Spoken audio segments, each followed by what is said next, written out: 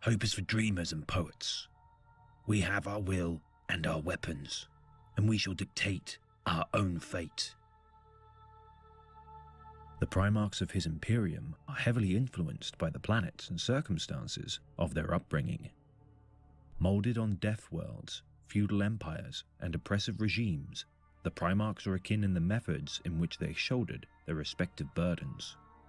Though many would resent their brothers' privileged positions, some would bear their struggle with quiet contemplation, and of all the Emperor's sons, a particular Primarch would incorporate his misfortune to forge his own ideals.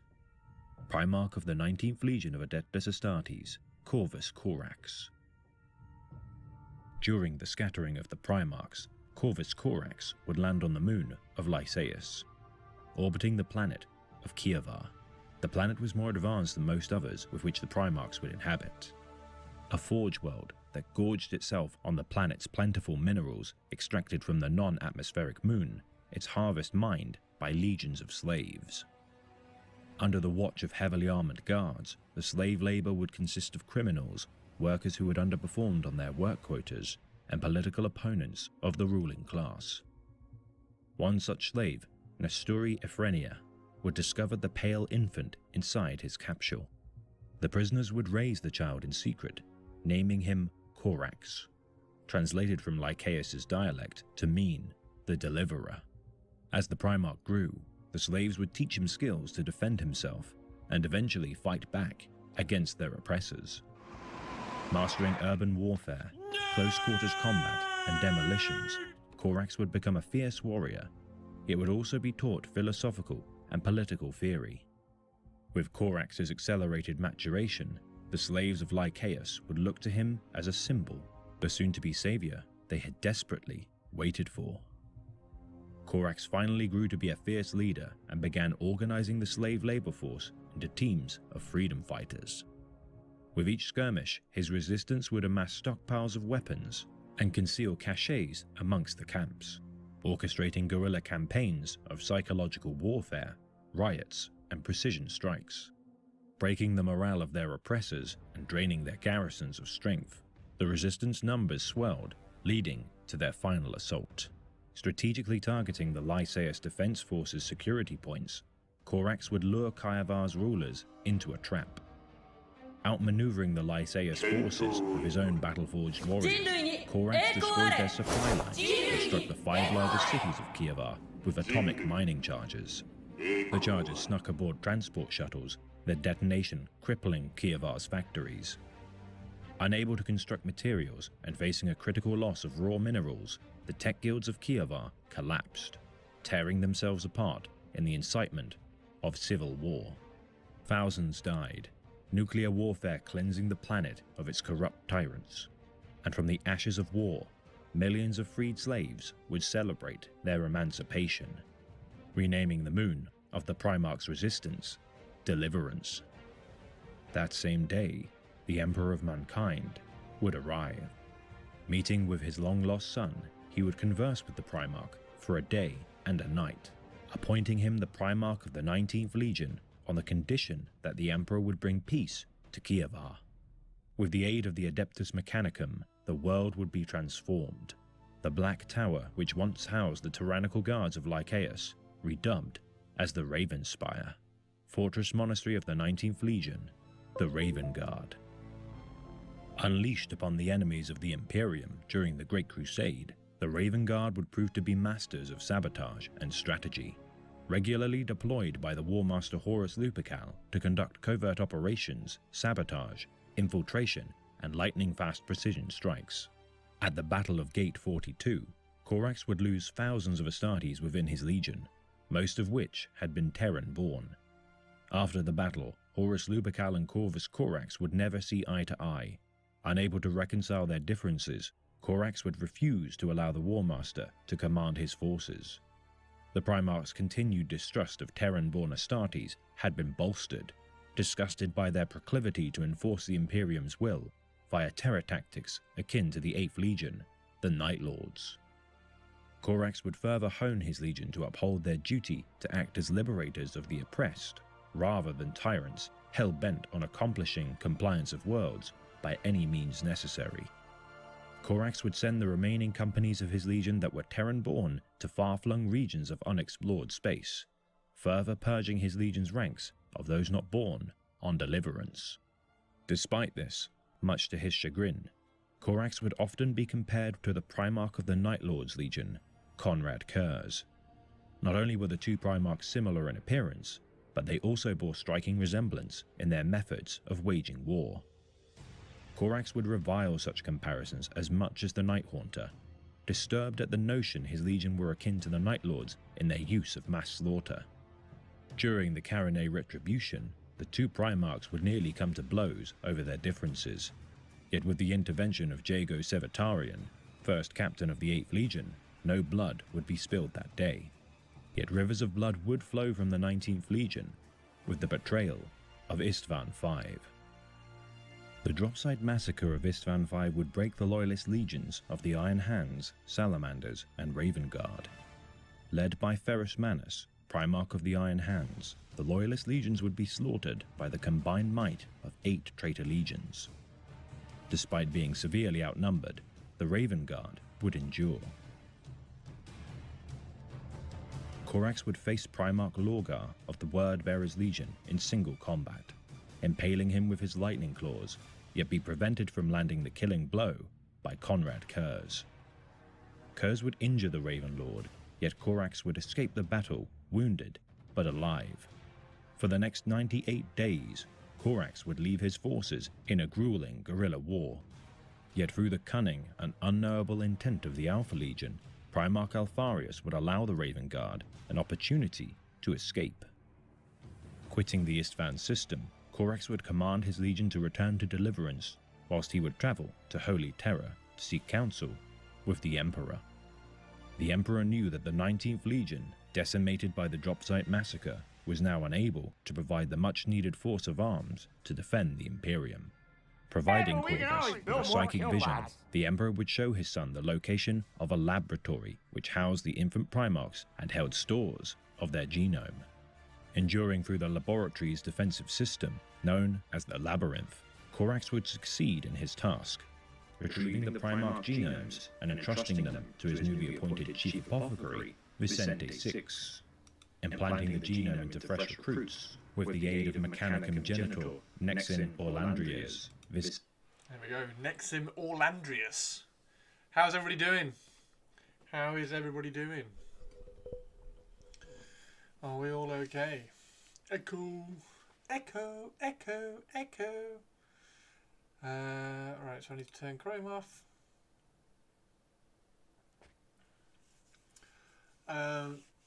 His world is built on a throne of lies. Thank goodness that's over. Vicente would succeed. 500 war-ready Space Marines would be crafted in a matter of weeks. 500 war-ready Space Marines.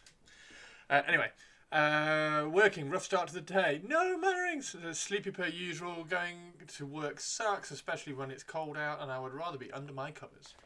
You don't see the Raven Guard Praetor. He's you. There is no Raven Guard Praetor. I'm gonna be sad. Grumpy. Wah. There's no Raven Guard Praetor on Heresy Thursday. Heresy Thursday is a cheat. Hi, Teeny Tiny. Hi, Teeny Tiny. How you doing, Tiny Teeny? We need Teeny Tiny. We need a purple. We need a crystal. We need a crystal. Where's crystals? We need a crystal to come in because crystal's intro sound is brilliant. Moxie, I want to be on the show. Tina, don't, Tina. I'm gonna be on the show. I'm gonna be the star of the show. It's the Tina Show. Star with me, Tiny Tina. I'll play that again and actually turn it on. Here we go. Moxie, I want to be on the show. Tina, don't, Tina. I'm gonna be on the show. Oh look, I'm gonna be the star we of the have show. a Christopher It's the and no Tina music. Show. Star with me, Tiny Tina. Just paint the Praetor as Raven Guard. Paint what Praetor as Raven Guard? What? Which Praetor? Which Praetor are you saying that I should paint it as a Raven Guard? Any Praetor? What? So I could paint the Iron Warriors Praetor as a Raven Guard? No, madness! Madness! What even is that? Oh god, don't ask me the game. It's from a computer game and there's a character called Tiny Tina in it. Right. I think we're safe. Yep. We are safe. Borderlands, there we go. Tiny Tina!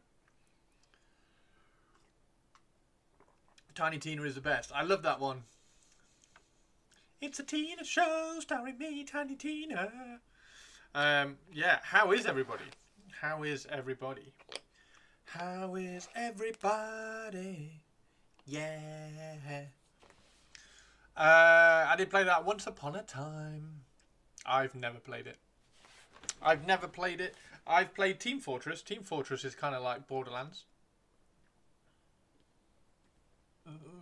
Oh, music, yes. Twitch lady, I will get to the music. What music? We had... Did we have Armored Core yesterday? I might try and find...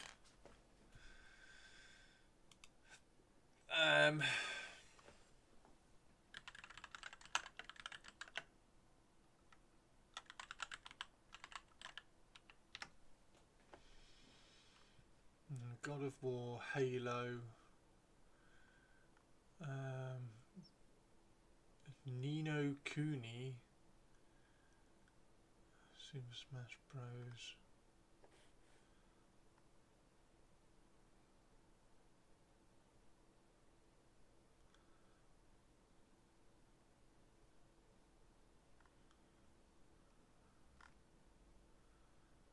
Oh, we could learn about the Death Spectres. You give up your humanity, that the citizens of the Imperium may keep theirs. Pity or despise them, but never expect them to understand. I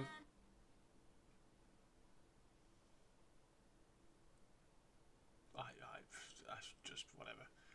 Nearly survived first week back. Everyone wants urgent things. Everyone wants urgent things, though. Are you saying that the Conversion King can't conceive Raven Guard Praetor out of the existing material? Yeah, I could do. Whiskey. It's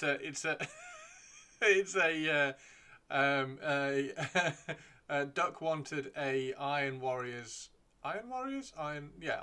Duck wanted an Iron Warriors Praetor for like a year, and every time it got to a Thursday and there wasn't an Iron Warriors Praetor, we got a grumpy wah post that it wasn't an Iron Warriors Praetor.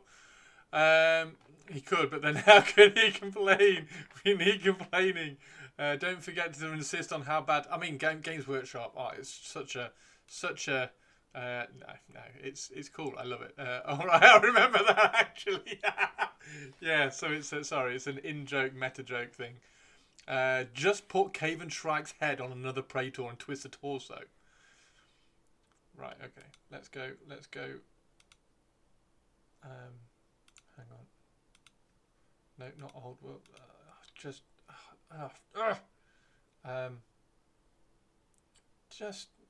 shop the. Oh God. Such an annoying website. How can you fuck up a website this badly? View everything. Filters. Characters. Actually, do we just search Praetor? Do we? No.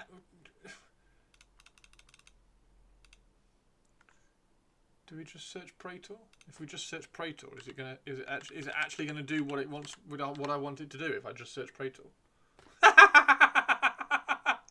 Shit.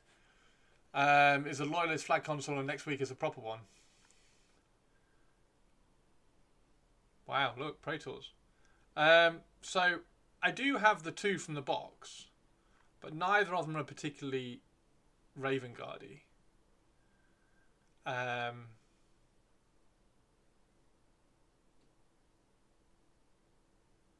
Which one would you... Oh, for God's sake. Can you put a further filter on this? Oh, you can. Horus Heresy. Wow! The Games Workshop website is actually good. So those two are the ones that you get in the box. I think I've used that sword for something else, but that doesn't matter. That one's Cataphractic Praetor. That's some shitty Praetor. He needs to have a jump pack, doesn't he? So it needs to be a... He needs to... Death Guard Legion Praetor. It's like a company captain, isn't it? It turns out the website is fine. It's Chris who just... Oh my god, the website's actually good. Is there a Night Lord? There is a Night Lord's Praetor, isn't it? It's this thing. There, those two. That one's tiny as well, which is rubbish. I mean, which one would you use for a... That one, maybe? That's quite a cool pose. Space Wolves Tiny Praetor.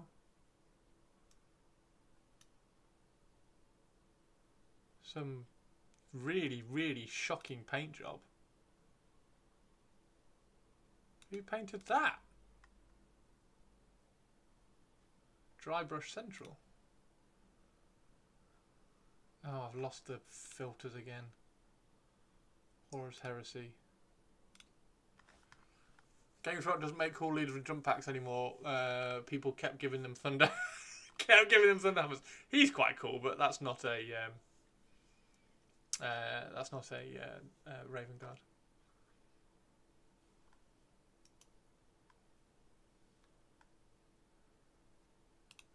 One more, no. Legion Champion and the Master of the Sigil. Stop right clicking. Objective Best Praetor. Sons of Horus Praetor.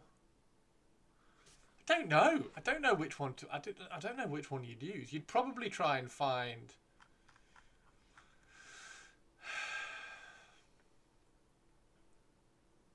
You'd probably try and use that one and give him a lightning claw.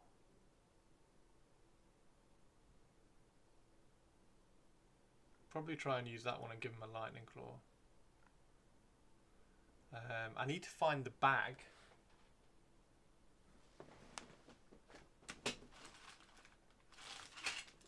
I need to find my bag of Mark 6 Heresy Marines, which I've assembled.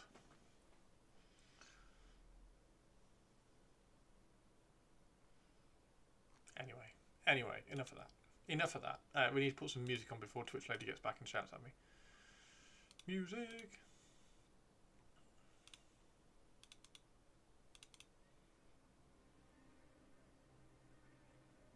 How is everybody doing today? How is everybody doing? Oh, I know what we do need to do as well.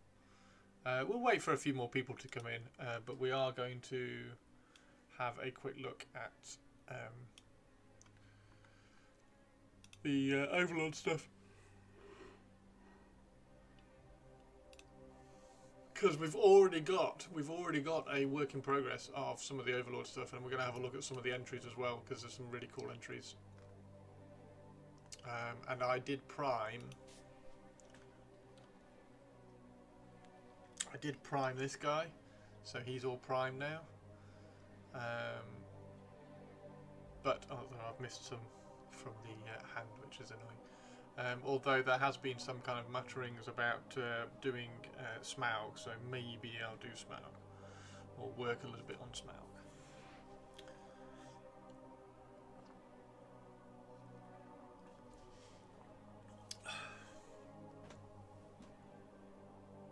There we go. I couldn't hear the music. Right.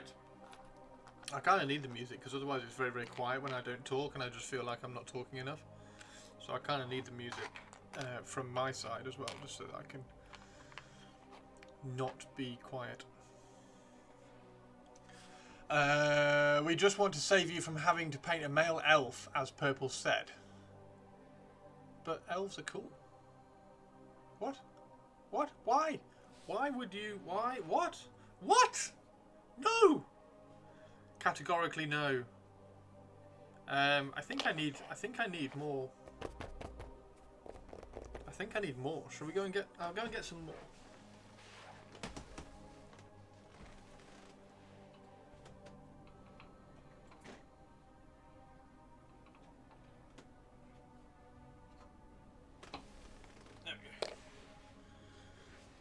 So we've got even more. We've got another 4. But we are going to have to go and check that we've painted, because this one hasn't had the braces painted, and then I missed the head on this one. So we'll do that. We'll go over some of these. Get some old copper on the palette. I've run out of tacky substance for my gene silicone, so I might do some work on Erebus's base. I really want to see what you're going to do with Erebus's base, so yes, I'm all for that. I'm all for that. I really want to see what you're going to do with that. Hendy, how you doing, dude? Oh.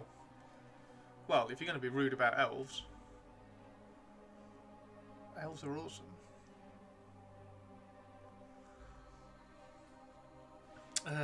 It was this head. So this head didn't have the... I didn't do the copper on this bit, which we will just sort out now.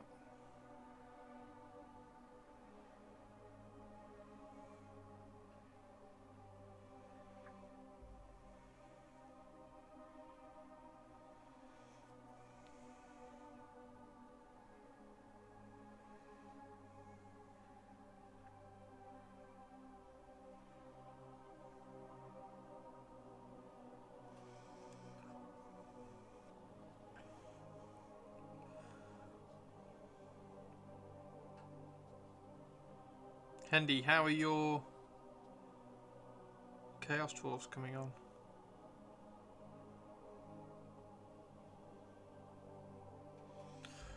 I really must write this army list, shouldn't I? So I actually know what's going on.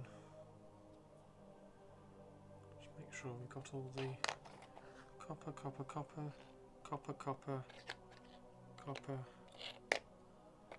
Did I get all the...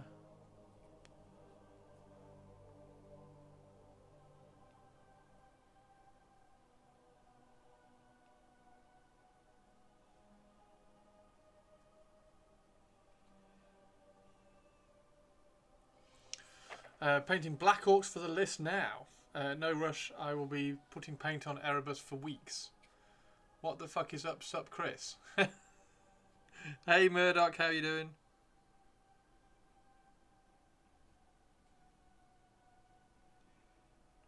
I've got to follow through with a massive unit of Ushabtea. That's what I've got to do after all of this. After all this comes out, we have to follow through with a massive unit of Ushabtea. So how many have I got now? 1, 2, 3, 4, 5, 6, 7, 8, 9. So I've got 9 now, which is a nice unit of 9. So that's a good starting point. 3 by 3.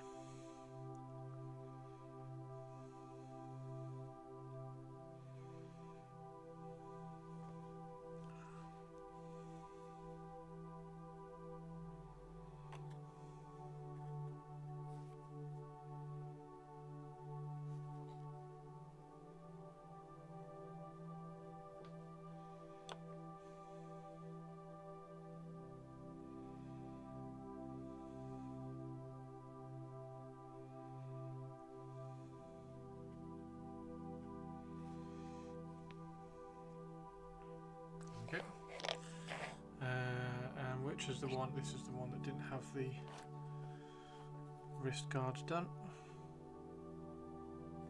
And we'll check the loincloths on all of them as well.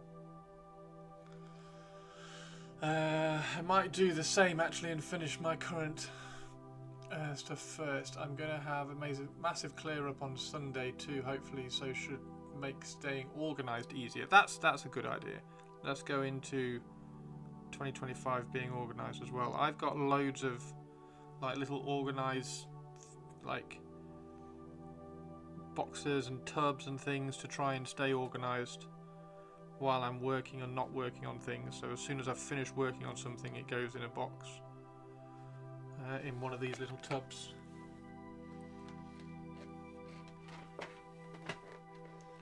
Goes in one of these little tubs that I got from B&M. So little projects go in those just to try and keep my desk clear, which clearly doesn't help because my desk is covered.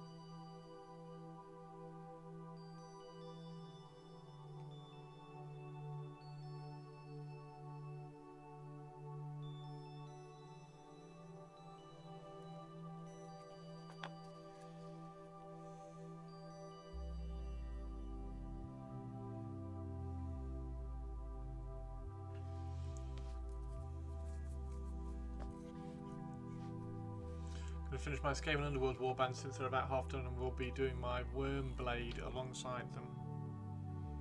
Nice. So that's that done. And we need to get a little bit of black in on.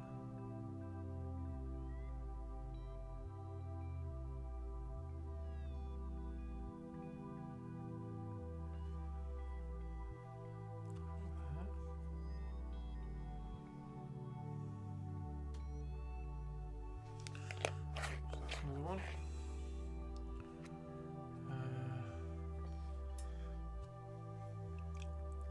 This one is missing that little bit around the hand.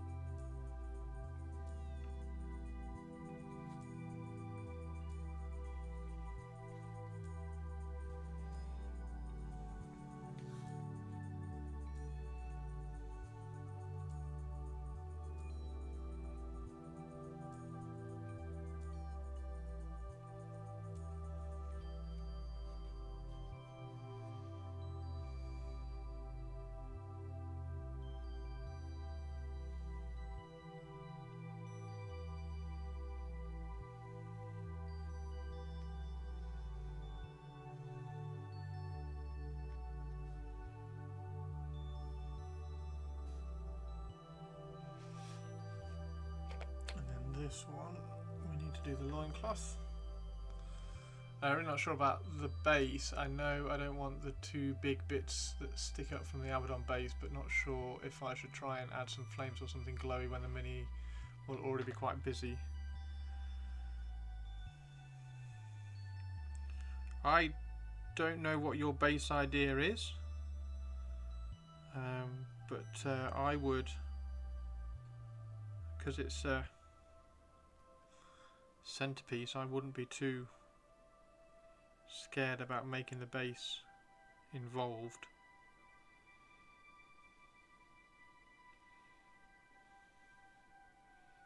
Just look at Albert's orc from Golden Demon that had a very busy base. As long as it's in not context, but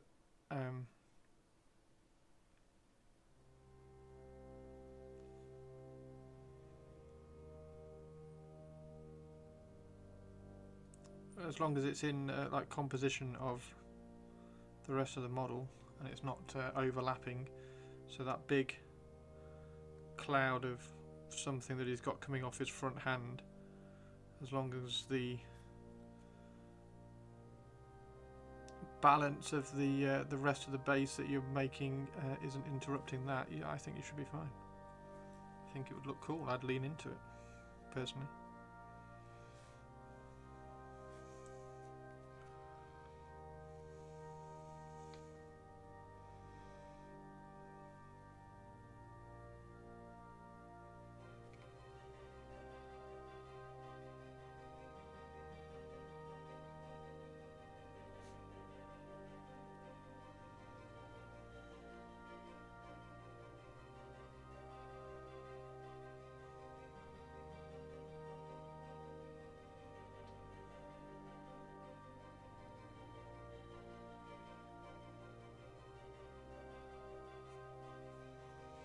If that makes sense.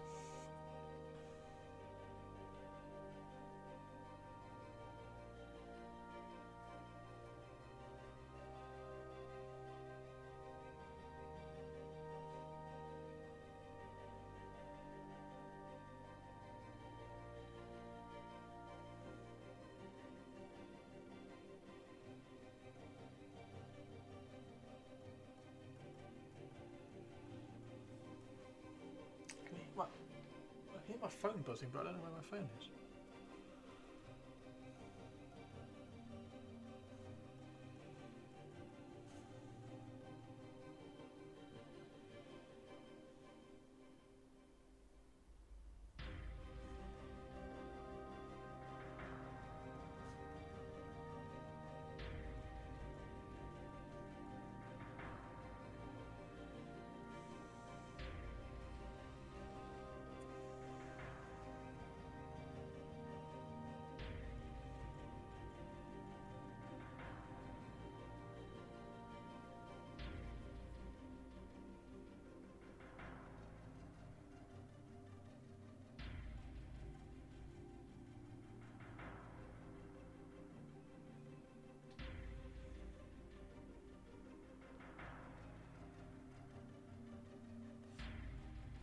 And remember that the green fire doesn't have to be the same intensity if you have more green fire on the base.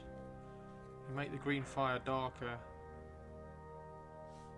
on the base and brighter coming out of his hand.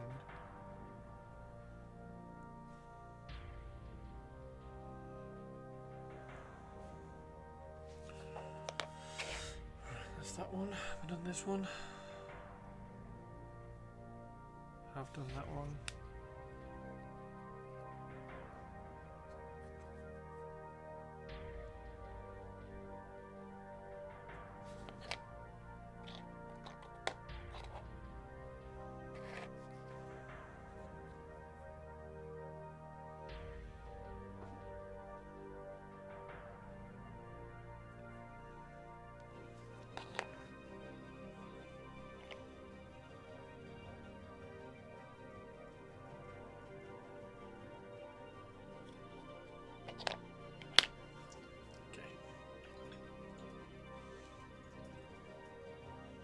Ultramarine and Grey Knight helmets.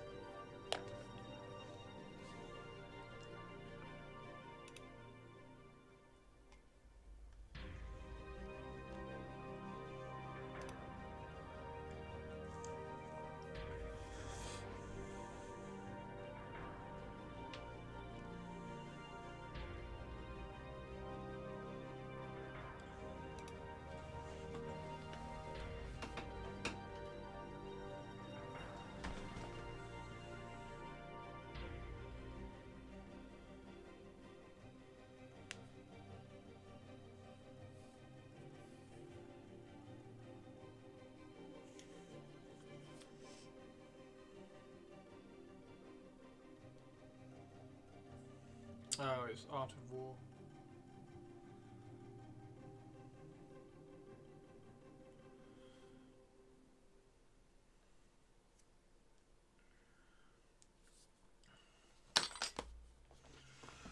Yo, Tristan, how are you doing?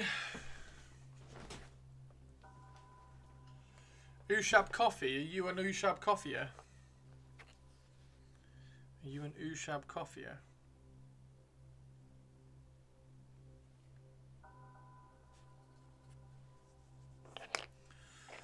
I think we've got all that done. Now, because we've got all that done, and the patina part is particularly less interesting and quick.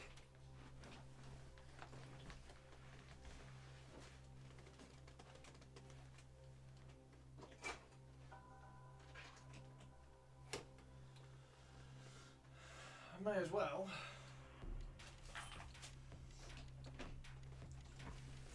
get the rest of the Ushabtea up.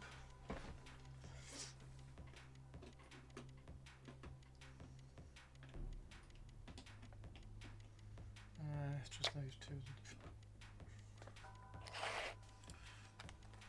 Because I've only got two left which need the gold doing, or the copper doing. How are you, Tristan? We're going to have a look at Overlord's whip in a second, dude. Really cool to see the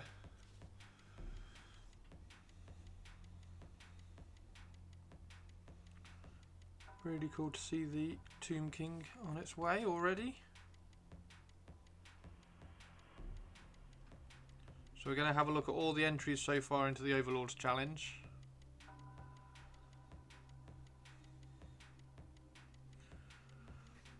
There we go.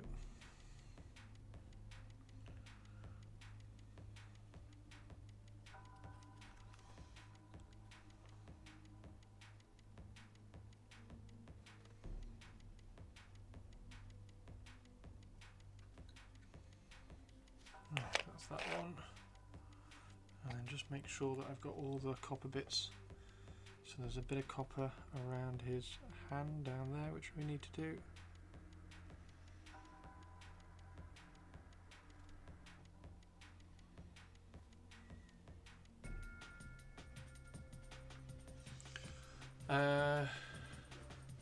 Should do my entry write-up. Yes, do your entry write-up. I want to hear why you've picked the Tomb King.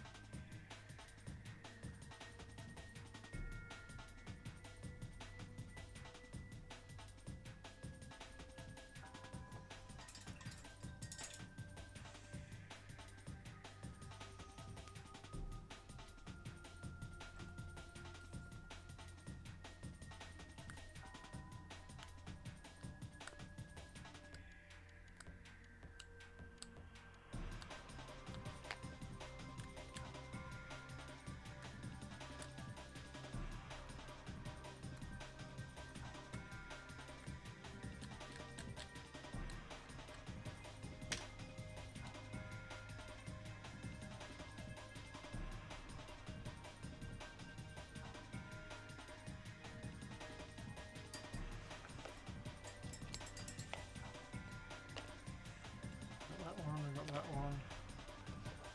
Yep. Need a bit more around there.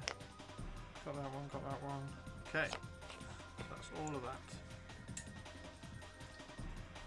We'll do that now. Sweet.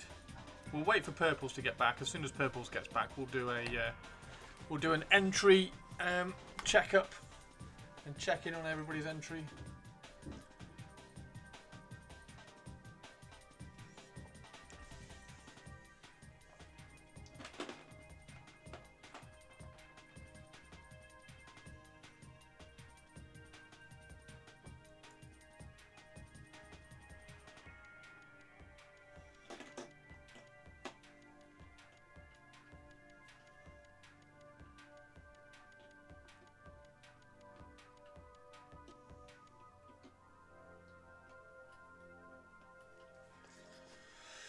Do-do-do.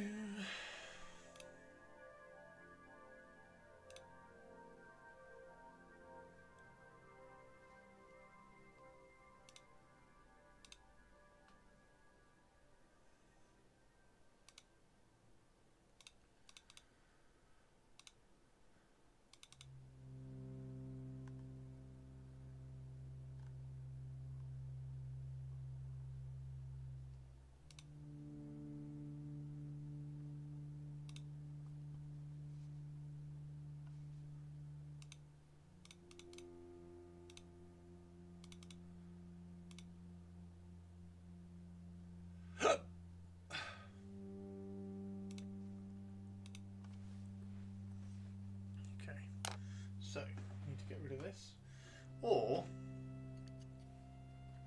do we sit and do all the gold on these?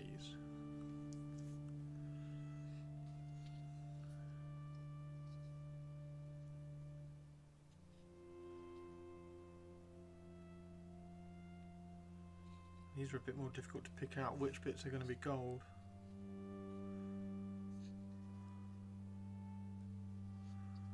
Woo, woo, woo, woo.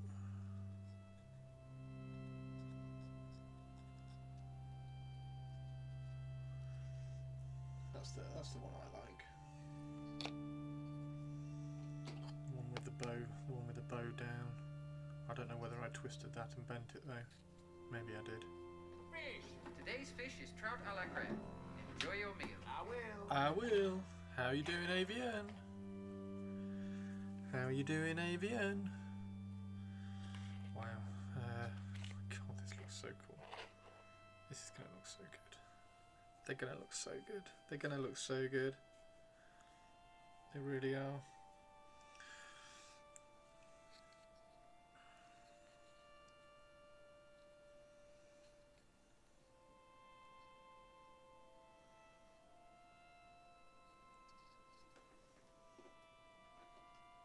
See, even these ones have skulls on the bases, look.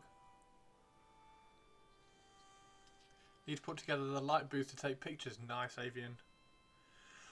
We're gonna do a quick check-in and update on all the Overlords entries so far, Avian. So if you are interested in joining in,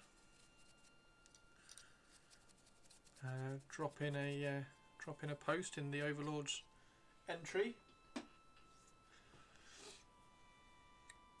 Mana rings, mana rings, mana rings.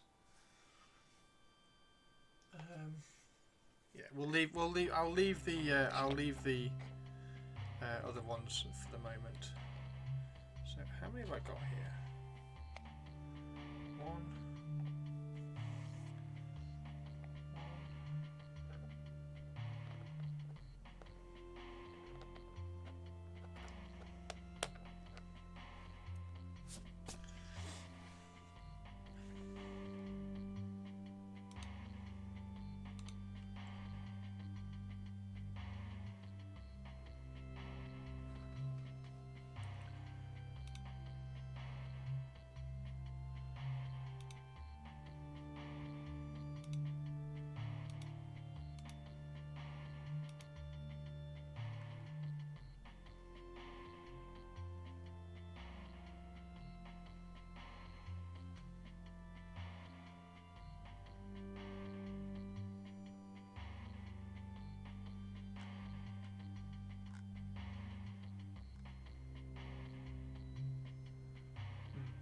Hey Paul, how are you doing? Thank you very much.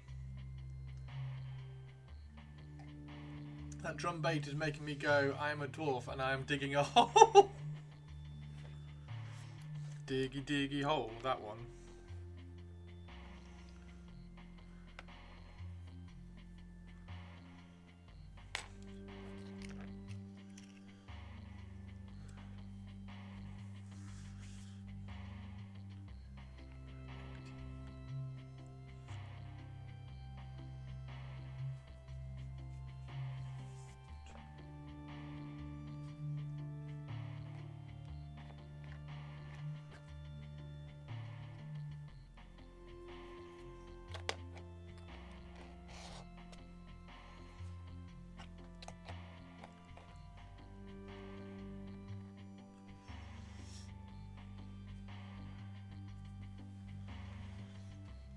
Good song. What, the Diggy Diggy Hole song?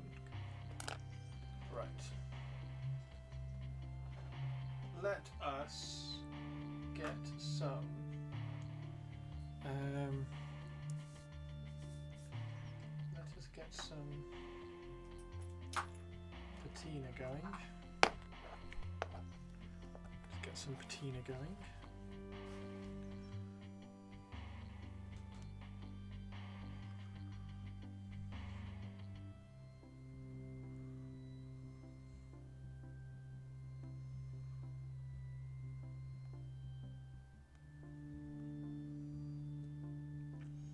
While getting some patina going, we're going to paint the lid.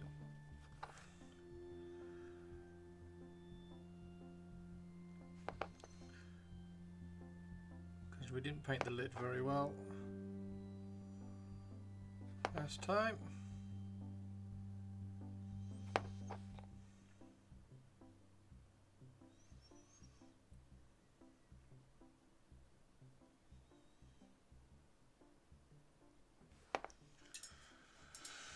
That's your favourite version.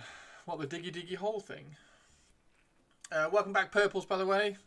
So I'm going to just throw some patina over all of these bits of copper, and then we're going to go and have a look at Overlord's entries. So if you haven't, and you want to throw in your Overlord's entries into the Overlord's, the Overlord's entry part of Discord, and we'll go and have a look at them in a second. If you want to update your post or anything and just be a little bit, talk a little bit more, but then everybody's in chat, so it doesn't matter, we can ask you in chat.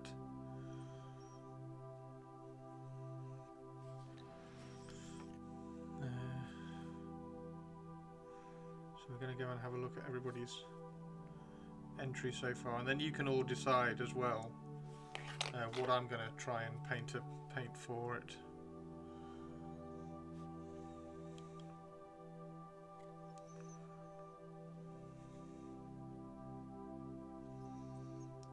But having said that, I kind of know what you'll all vote for, so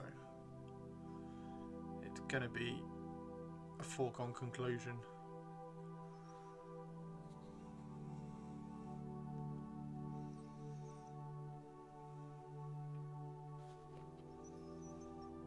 So we start with turquoise, and then we're going to go to blue-green.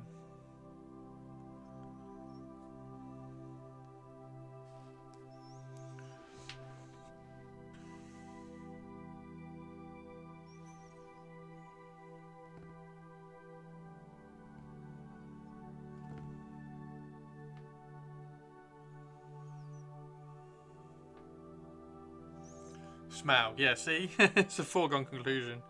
If I leave it up to chat, we know what you're all going to want me to paint, so we'll just have to get Smaug out, which will be good.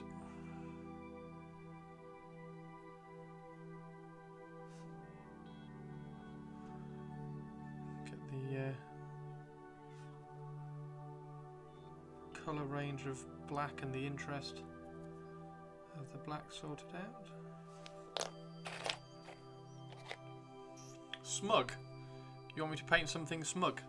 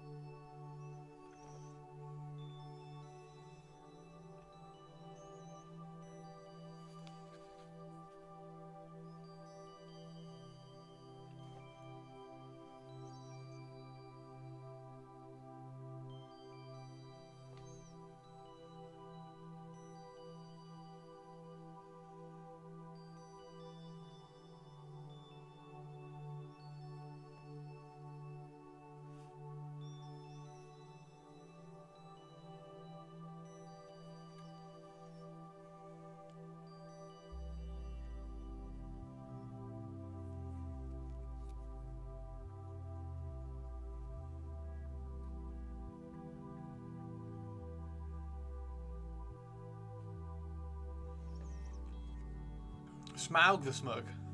Smaug the Smug. Is he smug though?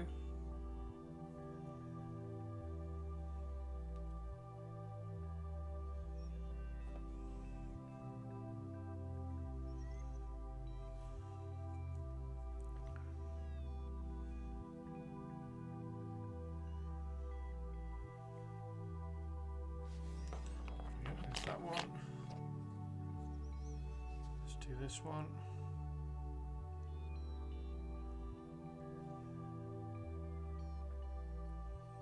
Now, on top of all this, once this is dry, we do have to do the blue-green as well, because this is a dark patina, and then we want the blue-green one just to help show some colour contrast and stuff. He was very full of himself, perhaps rightly. I mean, he was pretty much indestructible. It was an incredibly lucky shot.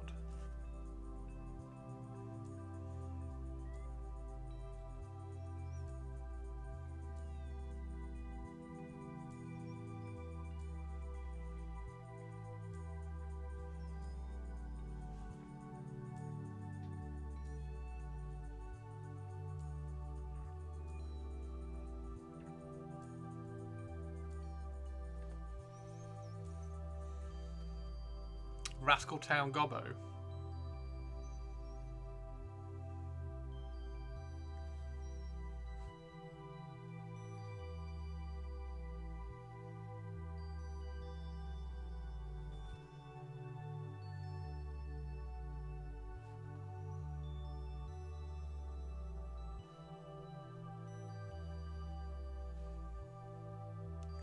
Rascal Town.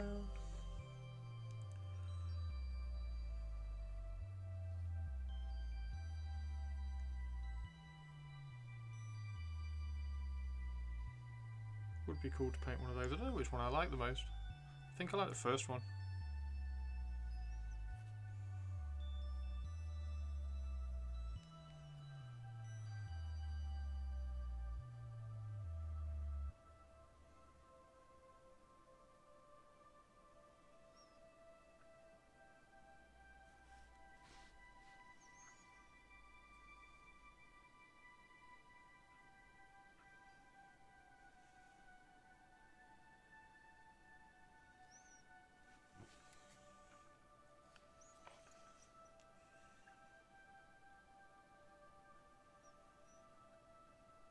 The first one have a fishing pole.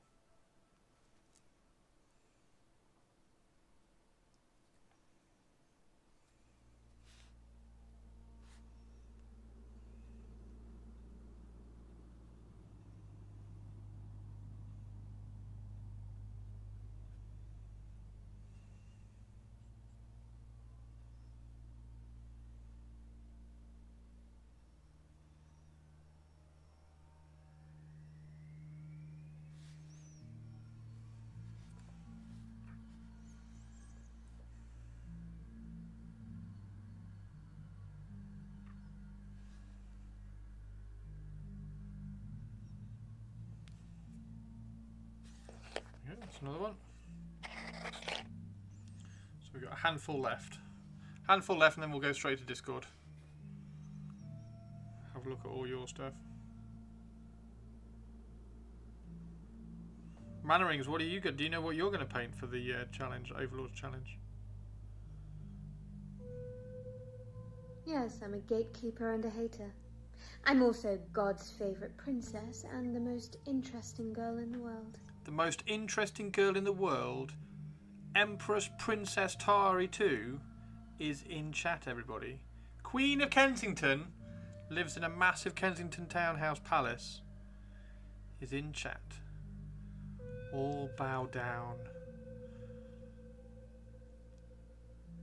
Love her and despair.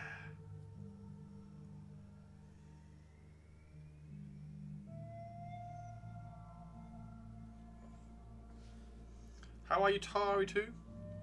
Well, look who's decided to stream. What do you mean decided to stream?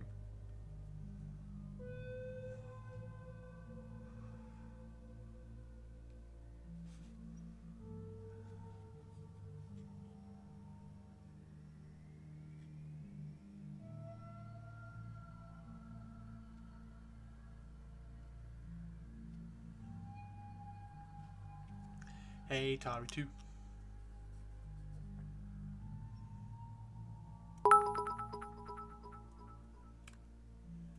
All hail and Huggle Tari II, High Empress of all the stuff everywhere, ruler of so many castles that we can't count, painter extraordinaire, super duper nice person, and artillery Tari for Trench Crusade.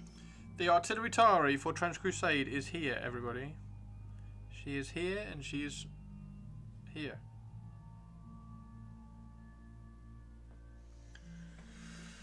Oh, it was the Witch Elves, wasn't it? Yes, that was it. It was the Witch Elves. I saw the notification an hour ago.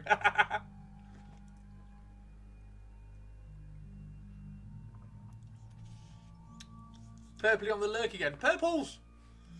Okay, as soon as Purples gets back, we'll look at the Overlord stuff, because I should have finished by then.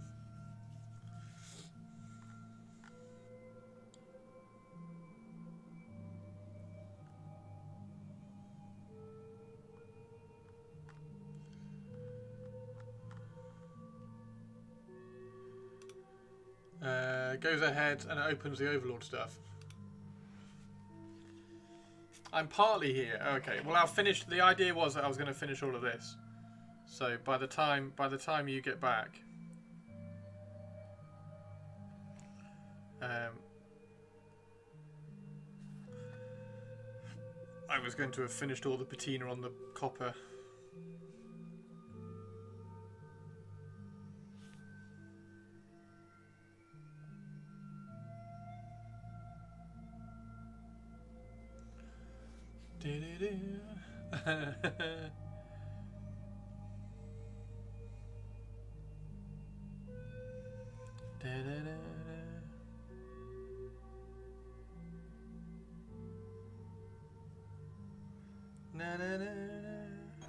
As a demonstration of our power. As a demonstration of our power, I will now show you how powerful we are by changing the battery in the camera. Battery Aziz. Battery, because the battery is Aziz. Get another one, you moron. I think I have one in the truck.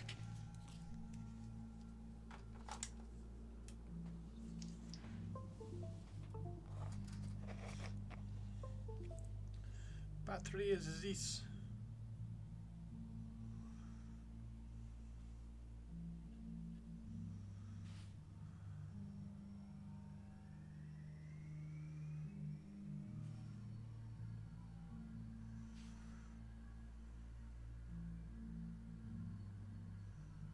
How's your, what day is it?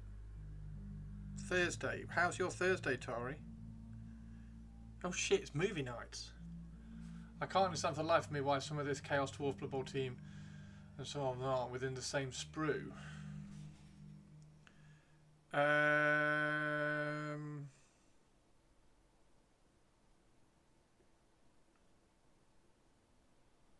Nope. Don't know. You're doing Chaos Dwarf Blood Bowl team. Nice.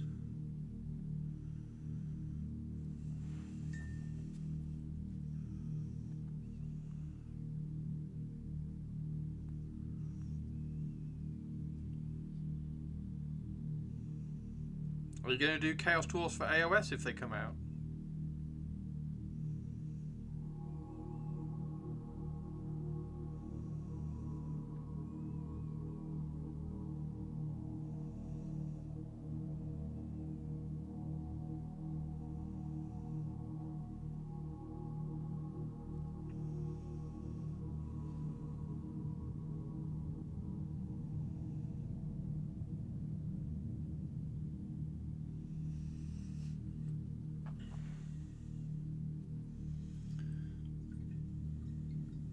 Wizard did it.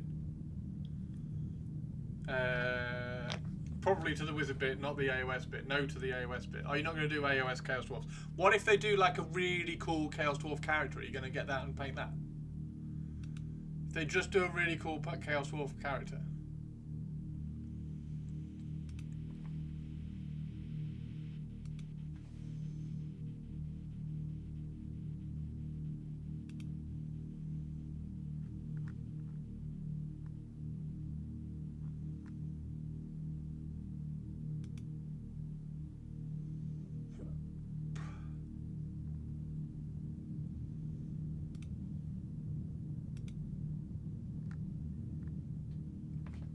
I do a cool mini, but I'm not doing an army. Gotcha.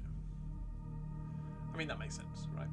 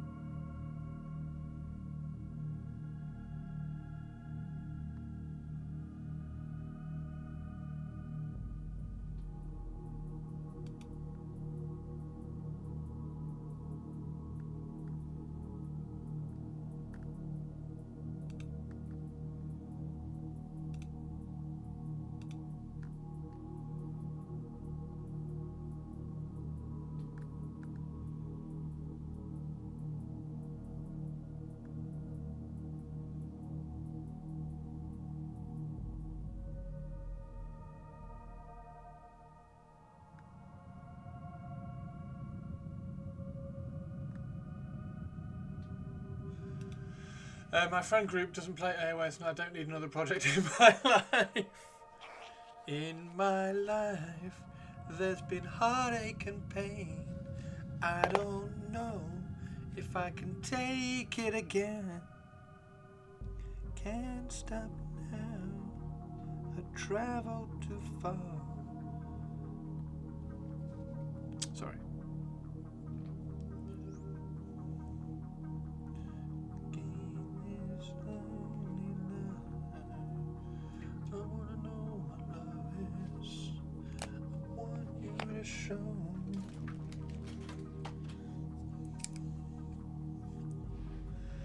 Is Daxplan have the same damage as Waylay?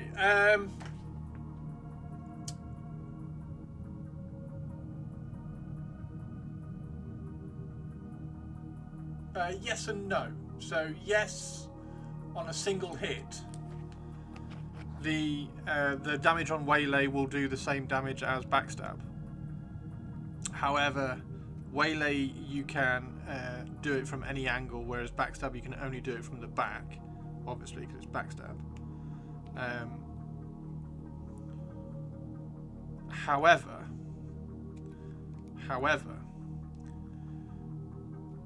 you can get higher damage Waylay usable weapons in the game. So ordinarily you will see Waylay hit higher than Backstab because you're using a better damage weapon. At the moment, piercing weapons kind of top out at about 9. You can get some spears which are higher damage, but they tend to be two-handed spears, so you're hitting very, very slowly. Like even things like the Fade Steel Longsword, I think that's damage 9, but you can quite easily get like a longsword that's damaged 11, damage 12, damage 13, or a hammer that's like damage 14 or something. So Waylay has the potential to hit harder than Waylay will have the potential to hit harder than Backstab because of the range of weapons that it has access to. You making these all by yourself, or are you selling it as well? I do commissions. Sorry, we've got somebody is in. Let me bring up the chat box. Somebody is chattering away on YouTube. What is Chris talking about? I'm talking about Pantheon. Pantheon, the Rise of the Fallen, which is the only computer game that I play.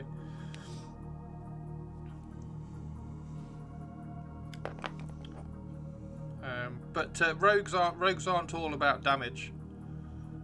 Rogues are very good at making groups run better, if that makes sense. I've got too many projects. I want to get my Underworld Warband done. So I'll finish that, then I'll try and get some Wormblade done for Friends Campaign, but I don't know if I can stay motivated on them. Which one's the Wormblade? Is the Wormblade the Gene Stealer cult? Is that the Gene Stealer cult Warband? The kill team? I've got to remember because you keep saying Wormblade and I keep forgetting what you're talking about. Tari's on the lurk. Empress Tari is on the lurk. There is going to be a Apithat. I am going to do a rogue, a couple of rogue videos coming up. One in a group, one for like grouping. I've already done the solo one, and then I'm going to do a feedback video as well. I am an evenings of XP away from level 20, so as soon as I get level 20, I'll do that feedback video. Because there are things to talk about. There are things to talk about.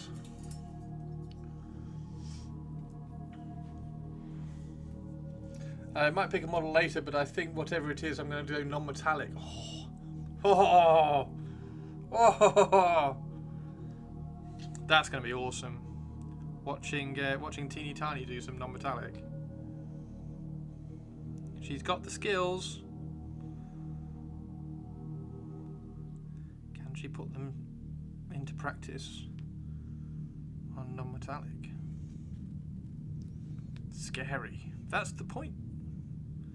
That's exactly the point, which is perfect. You'll be fine with non-metallic. The hardest thing with non-metallic is getting the main highlights in the right place.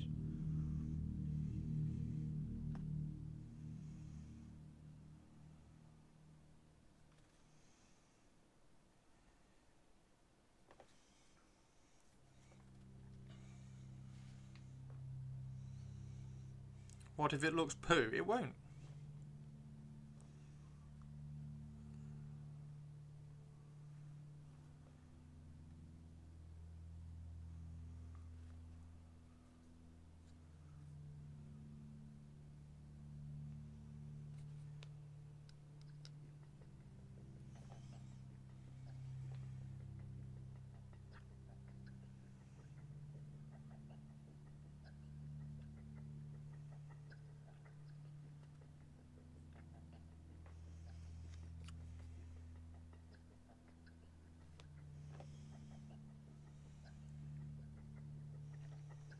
That's also my worry.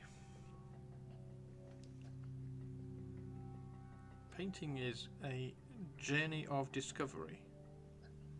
So if it's not looking quite how you wanted, you are able to tweak it, because painting, you can paint over mistakes and tweak and refine things. I am painting something at the moment which looks shocking, and I'm really kind of like ugh about it, but I've got a deadline which I need to paint it for, so I wanted to try and get everything sketched in, all the colours and the highlight placements and everything sketched in, so that at least it would be finished to a point of, okay, well, at least I can send it in at any point from now. But now I have 4 days to kind of tweak and refine it and tidy it up and make little tiny marks to help blend and things like that. So you can always tweak painting. That's the big thing that I learnt that the first time I did freehand. If everybody remembers the first time I did freehand and I cried on stream, that was when I learnt that if you make a mistake, you can just paint over it.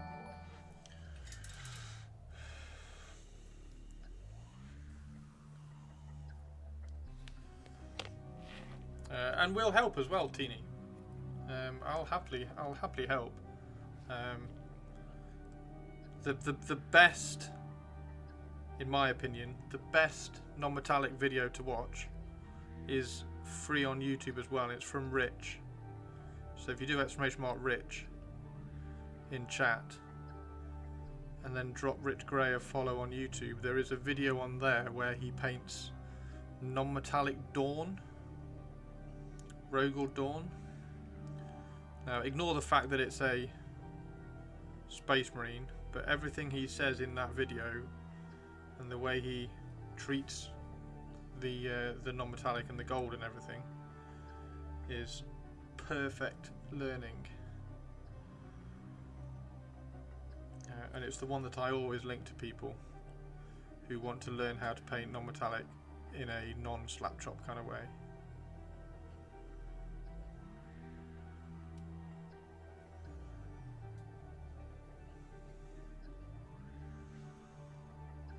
The guy that doesn't paint the back of minis. You painted over your freehand on a stream. I didn't paint over it, but it's constructed in layers of brush marks. I'll see if I can find the pictures. One sec.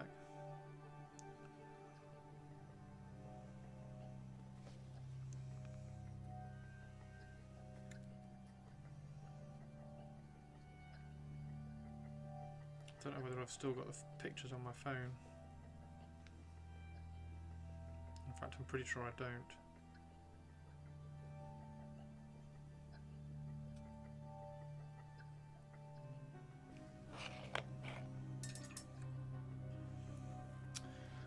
There we go, there's Rich. Let me just have a quick look. I don't think...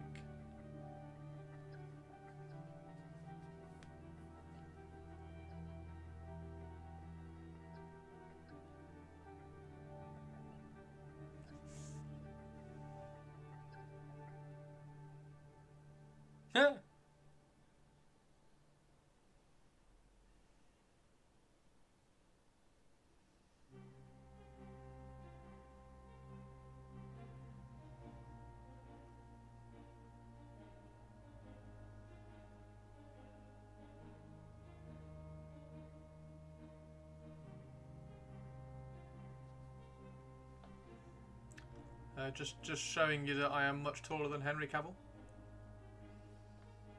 Much taller than Superman. No, I haven't.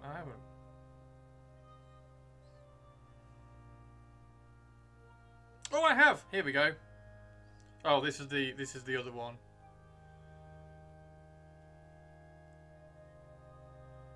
This isn't as good, but this kind of shows the point. So, seen Stephanie do a video on that. Seemed less scary. The guy that doesn't paint the back of minis, you painted over. It's a bit of a leap. So this is freehand, and this is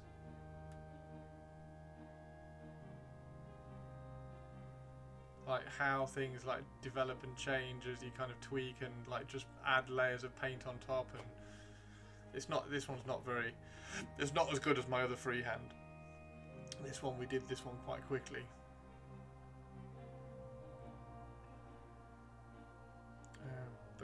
Yeah.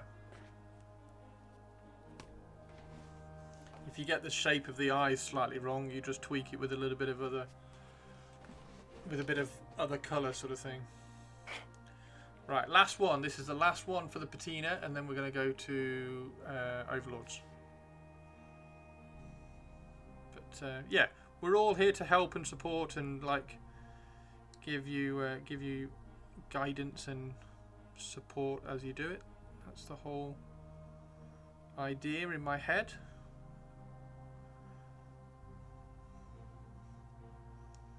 And the first model that you paint with non-metallic is not going to be as good as the 18th model that you paint with non-metallic, which isn't going to be as good as the 153rd model that you paint with non-metallic. But you have to paint the first model to get to the 151st.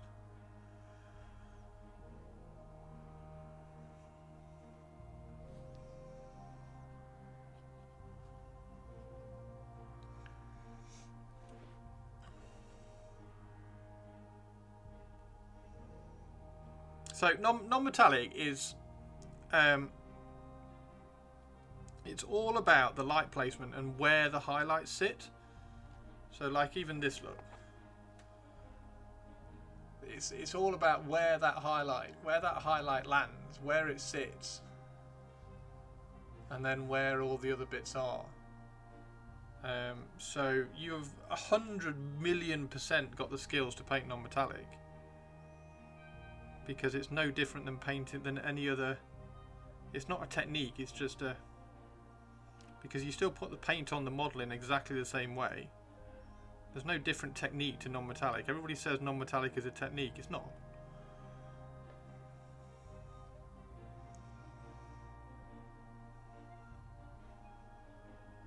So you've got the skills to paint non-metallic. You have to learn where the main highlight spot goes.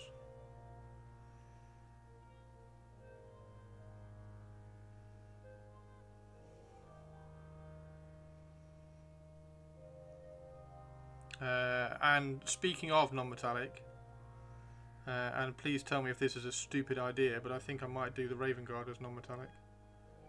I kind of want to do everything as non-metallic, but apart from the Tomb Kings, because the Tomb Kings have got this really cool. I mean, this is sort of non-metallic.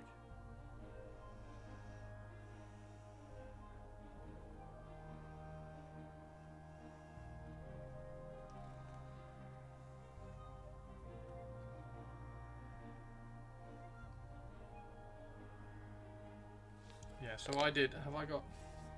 I've got a picture of the better freehand that I did.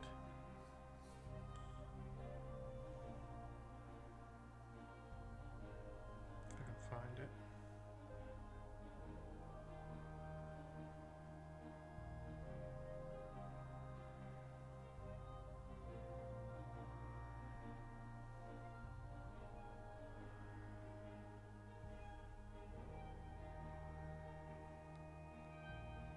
There we go, that's the better freehand.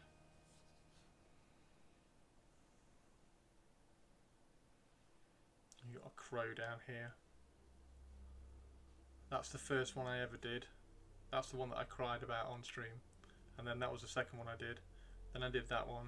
Then I did this one. And then I did the ribbons connecting it all.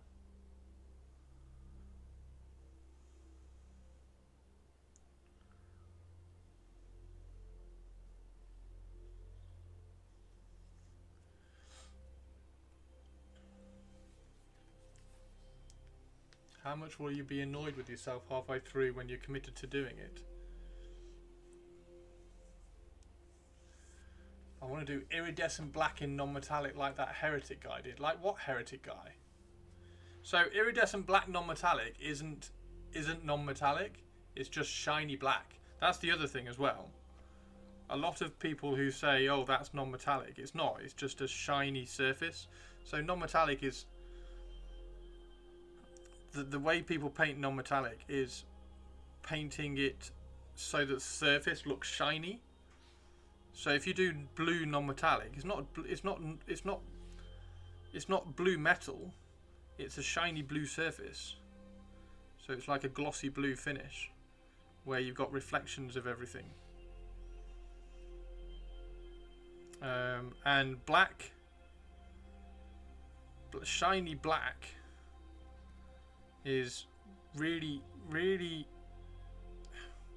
it's kind of really easy to do because you don't have to do any kind of blending or transitions. All you have to do, and this is the tricky bit, is get the highlights in exactly the right place.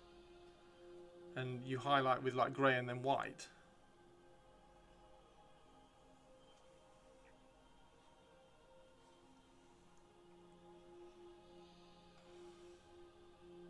I know this isn't very helpful, but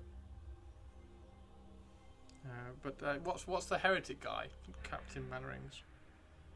I'm curious what the iridescent black is.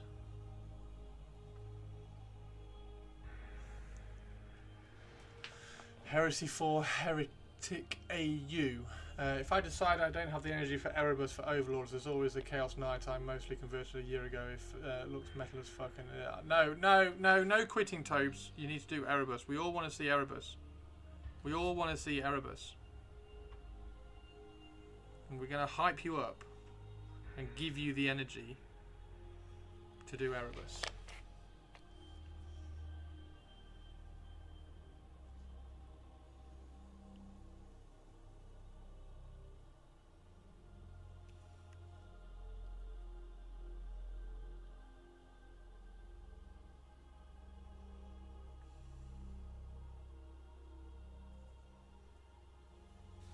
Right, there we go. That's all of those done. Right, let's go and have a look. Hopefully that works. Erebus, Erebus, Erebus, Erebus. And that coming from a chat that all hate Erebus.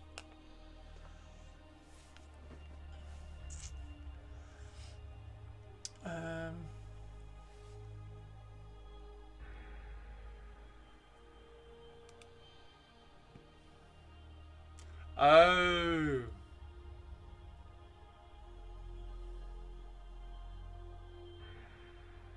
I wish I could pause it. Oh, you can pause it. Can I restart it? Can you restart it like... Yeah, there we go.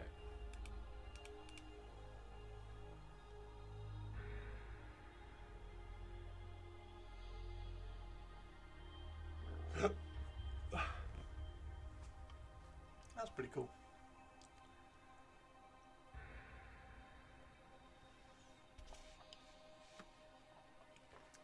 You just want to say mean things about him. I mean, that's Erebus, isn't it? Right. We are... let's go and have a look at...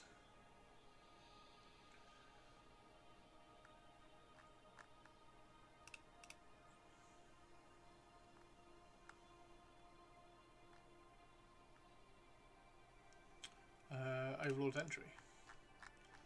Scroll up a little bit.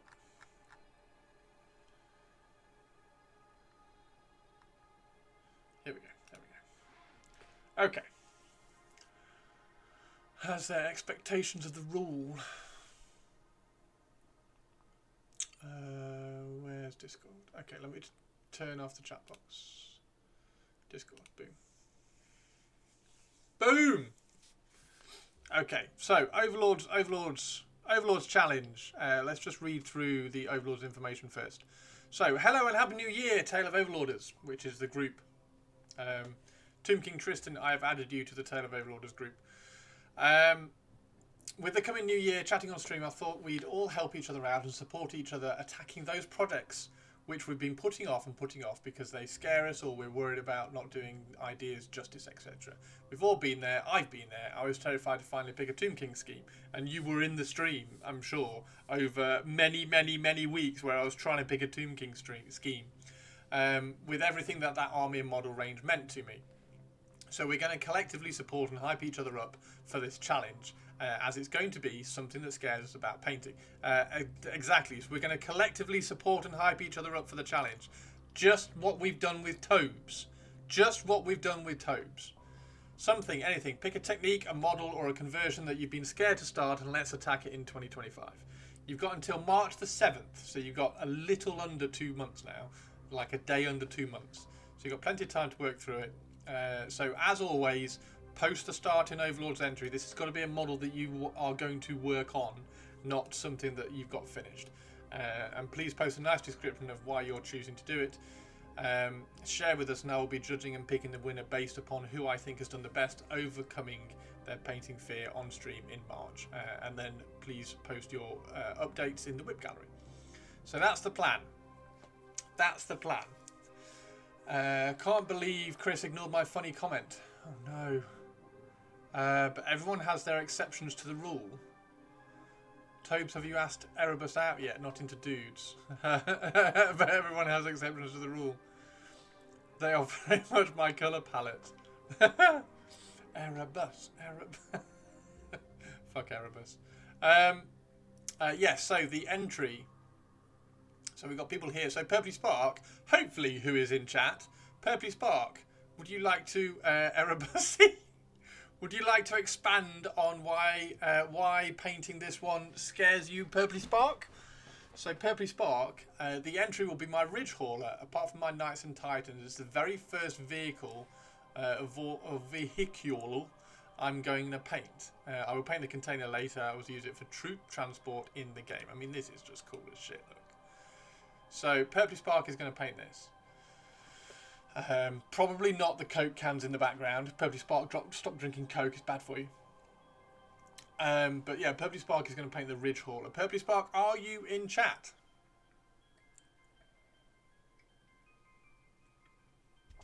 Are you in chat? I love this model. Absolutely love this model. It's insanely cool. Insanely cool. Is it sub-assembled as well, Purples, or is it all glued together?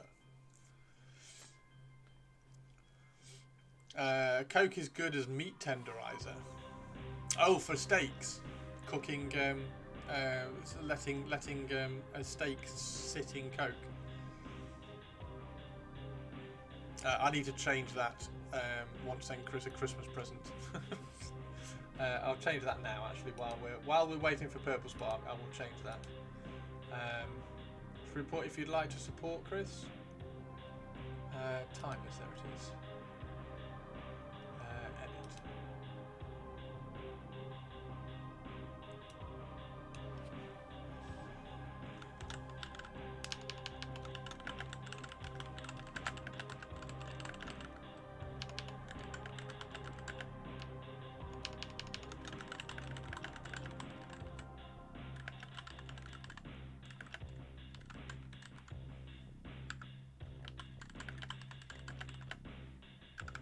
There we go. Pork too. It works for pork as well.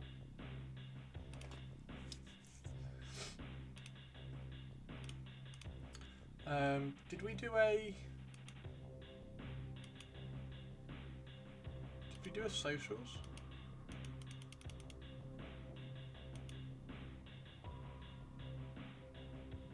We have got a socials.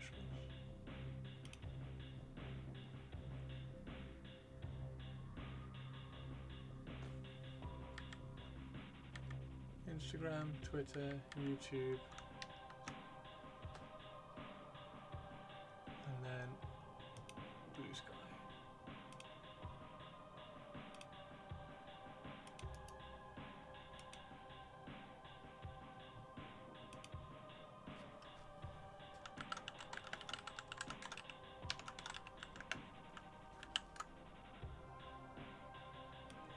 And if we Blue Sky and put it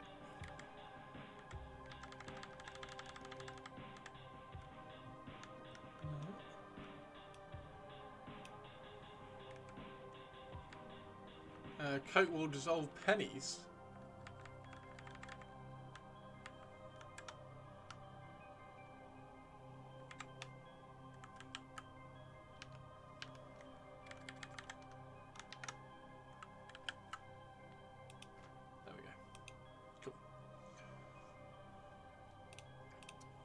Okay, so let's we'll wait for Purpley Spark. As soon as Purpley Spark gets back, we'll go back and ask Purpley Spark about this.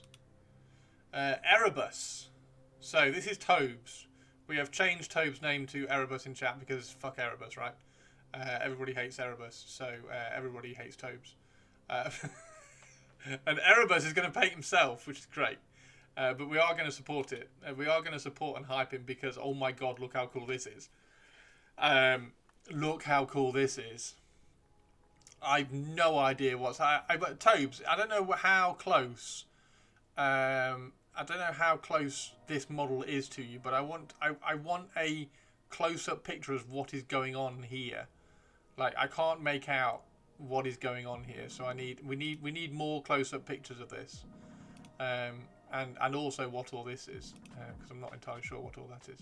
I think that is... is that tomato puree tube with milliput on top? Yeah, definitely. Look at that. Definitely need more pictures of this. Good job. I'm not a penny. What is going on here? How are you doing, Mr. Goliath? How are you doing? This is the start of the next Overlords challenge. So the Overlords challenge is in Discord. If you're a subscriber, make sure that you have your Discord linked with your Twitch so that you can see the room. And it's a painting challenge. You've got 2 months, and it's picking something that scares you, that you've been putting off, or you're scared to paint, or something like that. So it's a challenge for the beginning of 2025.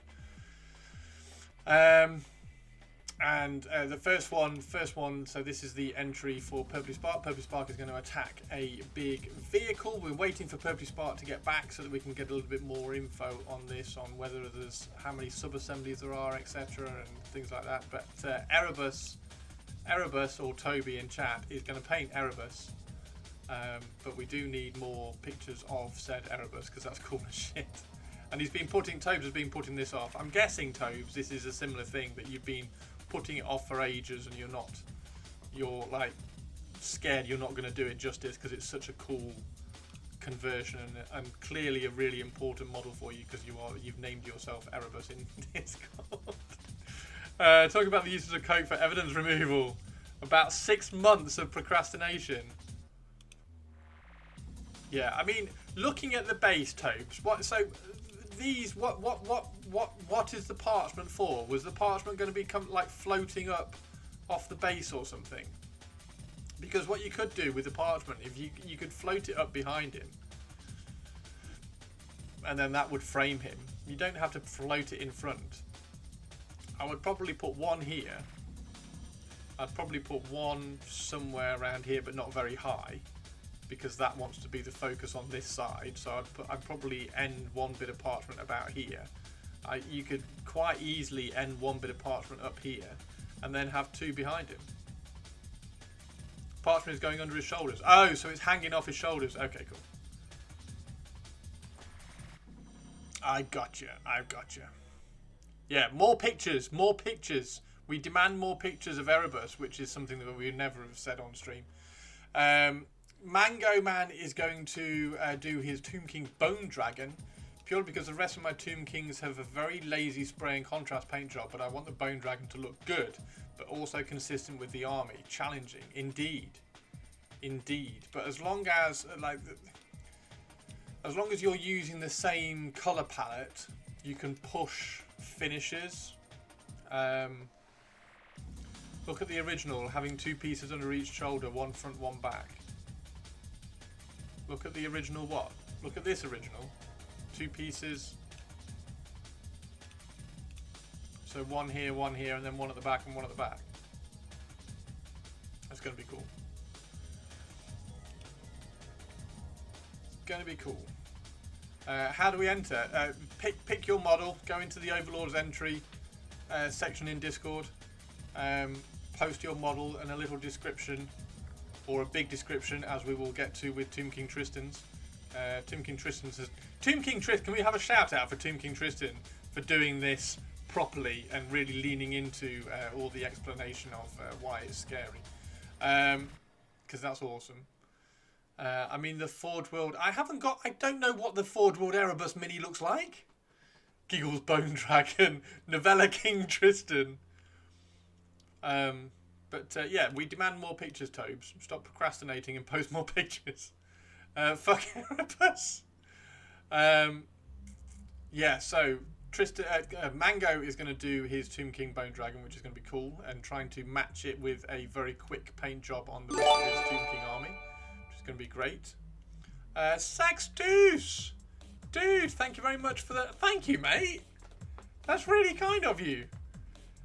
Timbo, Veiled, sorry, 1025, Actual Carcass and Valm, welcome to the crypt. Thank you very much, dude.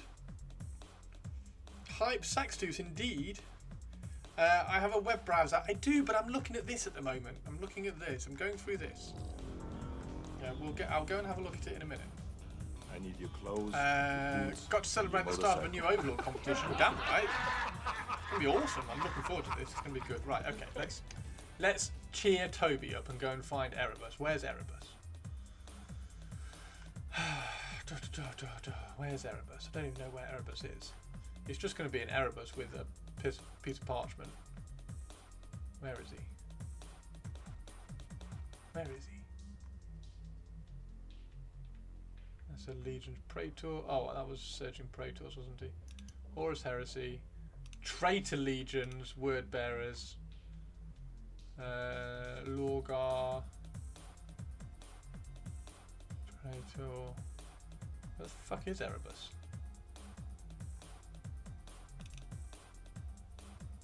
Oh, they've just clicked and ruined it. Oh, I'll do it in a bit. The website's pissing me off.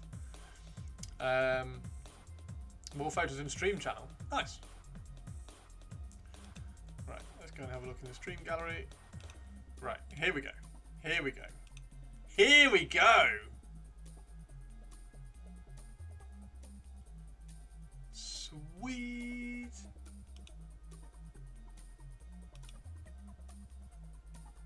What is this? I'm trying to work what this is out. Have you got a good... Oh. What is it? Is it flame and a demon head? I mean, I know it's a demon head there, but is it a demon head on fire? Flames coming off. Is that flames or lightning coming off his lightning claw?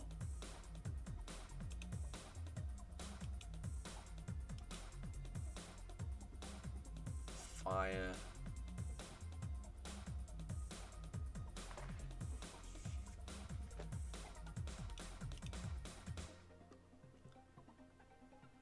Either way, it's cool.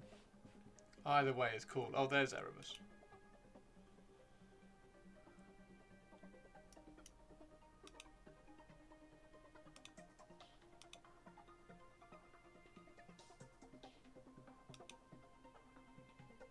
Did Erebus nick his lightning claws? Those lightning claws are amazing.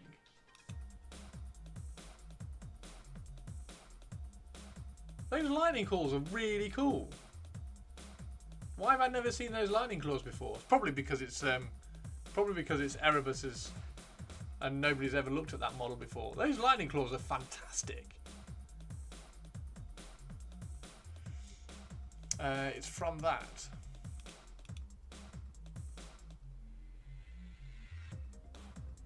Oh, that's cool. Okay, so it is fire. It's fire with a demon head on it. You've got to get better at taking pictures, Tobes. So that's fire. Anyway, that looks amazing, mate.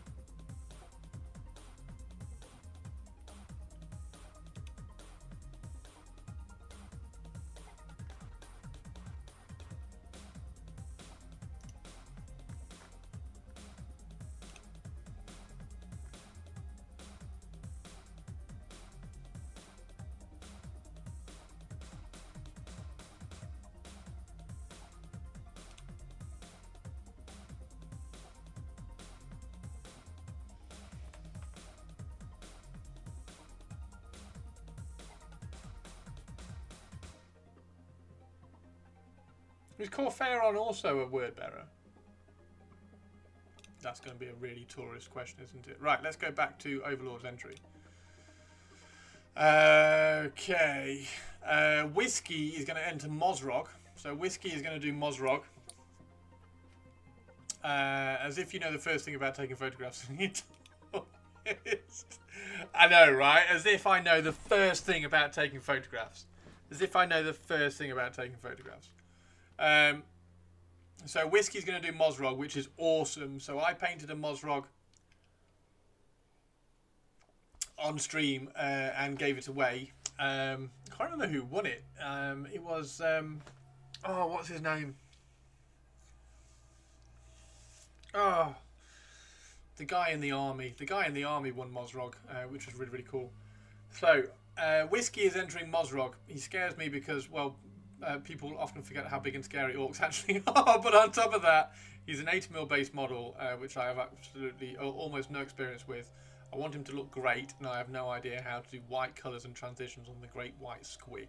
Nice. So, Whiskey, are you in chat? I think Whiskey's in chat. He was Lorgar's adopted father. Who was he? Oh. I think Whiskey is in chat. Whiskey, the trick to getting colours and transitions on a great white squig is not to paint it white.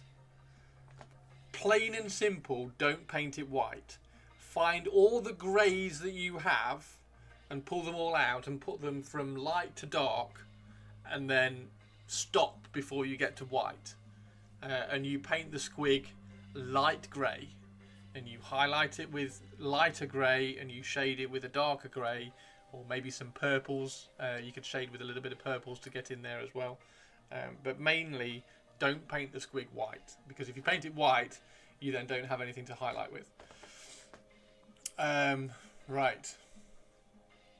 So I was thinking about painting this, which is not particularly something that scares me. It's just something I've been putting off for a while. I've been like, yeah, I'll get round to that. I'll get round to that. I really want to paint that. But everybody has replied and said that they want to see me paint Smaug. So I should probably paint Smaug, right? Purples. I don't know whether you're in chat, whether you want to do a poll on whether I should paint the elf Smaug or something different.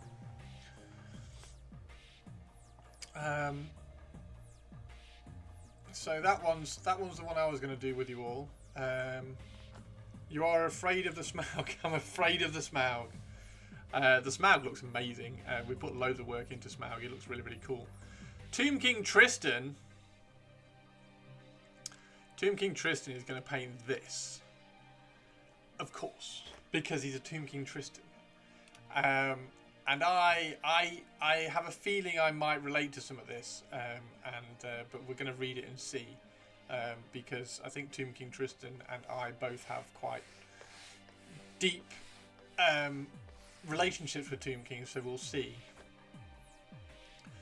Are you afraid of Smaug? Oh, are you afraid of Smaug? No, not really. Not really. I'm excited. I don't really... The only thing that I was ever afraid of in painting was freehand. And I've kind of done that now, so I'm not afraid of freehand anymore. So I'm not particularly afraid of anything painting-wise. But I have been putting things off. So the elf I've been putting off. To be fair, I've been kind of putting the Smaug off as well. Like, yeah, I'll get to that at some point. But you know what I'm like with projects. Right, so my entry is pretty personal in some ways. When I got back into Warhammer around 2016-2017, it was a big surprise. My local game store that had sworn off Warhammer a decade ago had a Stormcast in the window and had got back into it. I decided then to get back into it, but chose Tomb Kings. What could possibly go wrong? Wait, was Stormcast out? Was Stormcast out before they smashed up Tomb Kings? Were Stormcast out before they split the world? Yes, Christopher, we know how you're like with projects. Easily distracted. Hey, Purple Spark, how are you doing? Purple Spark, we need to ask some questions about your entry, but we'll get to that after because I've just started Tomb King Tristan's. But we wanted to know, Purple Spark, like if the large models are scary to you and why, and also how many sub-assemblies, if any, the thing are in. I got into it at the same time as the first GHB. Oh, okay. Fast forward a couple of years later, and Rob the Honest Wargamer suggested concentrating on one army for a year. I chose my Tomb Kings. In the meantime, I had found Tyler Mengel's unofficial battle tome and had jumped into the lore of it. Inspired by that, I had made my own OC using a spot in the endless deserts that he came up with called the Carrion Isles.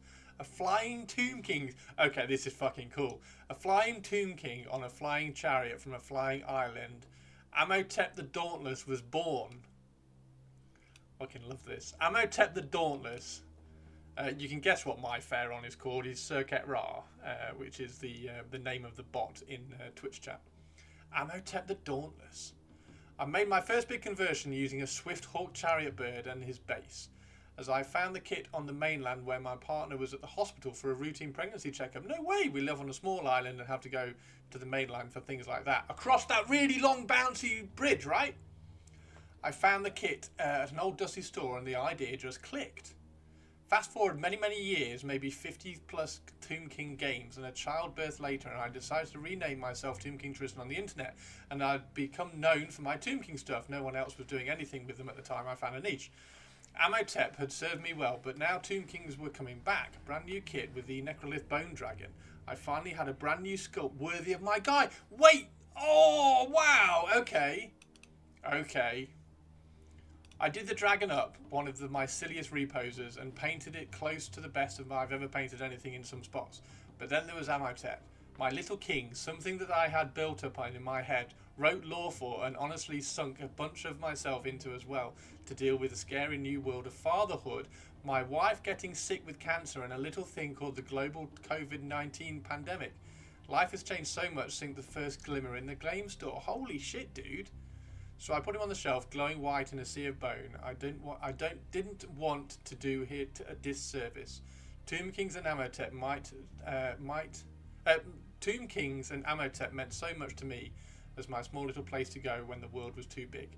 But this is a great way to embrace the fear, to reflect on the days and years of being in the hobby and how far I've come, to know I'm okay and life and hobbling will happen.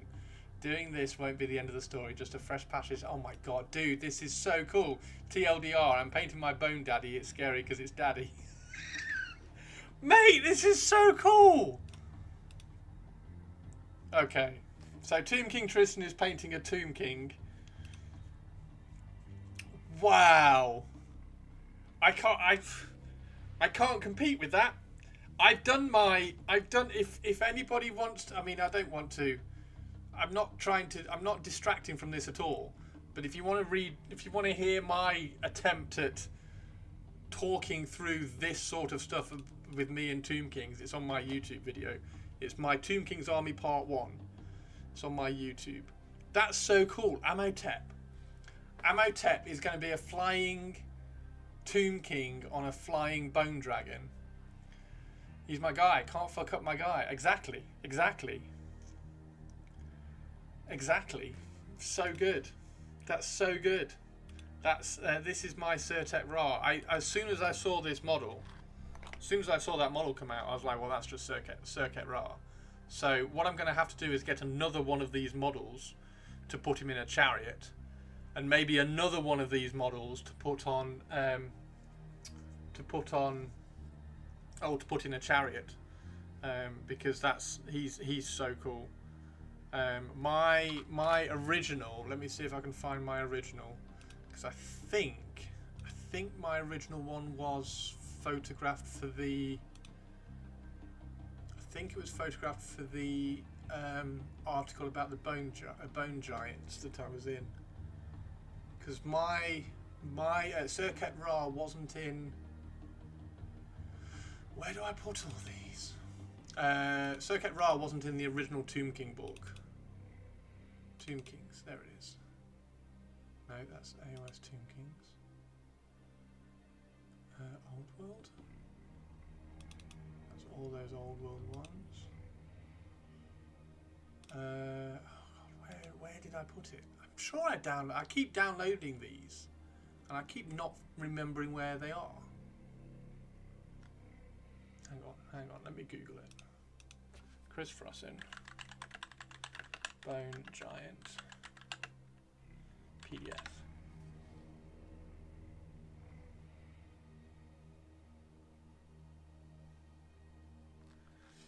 Let me tell you, but Surtet Ra isn't in stream anymore. It's just your account doing the bot stuff. Oh, is it?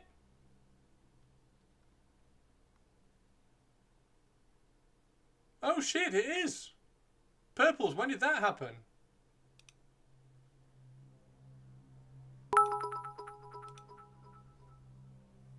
Do not confuse Bone Giant with Giant Bone, just saying.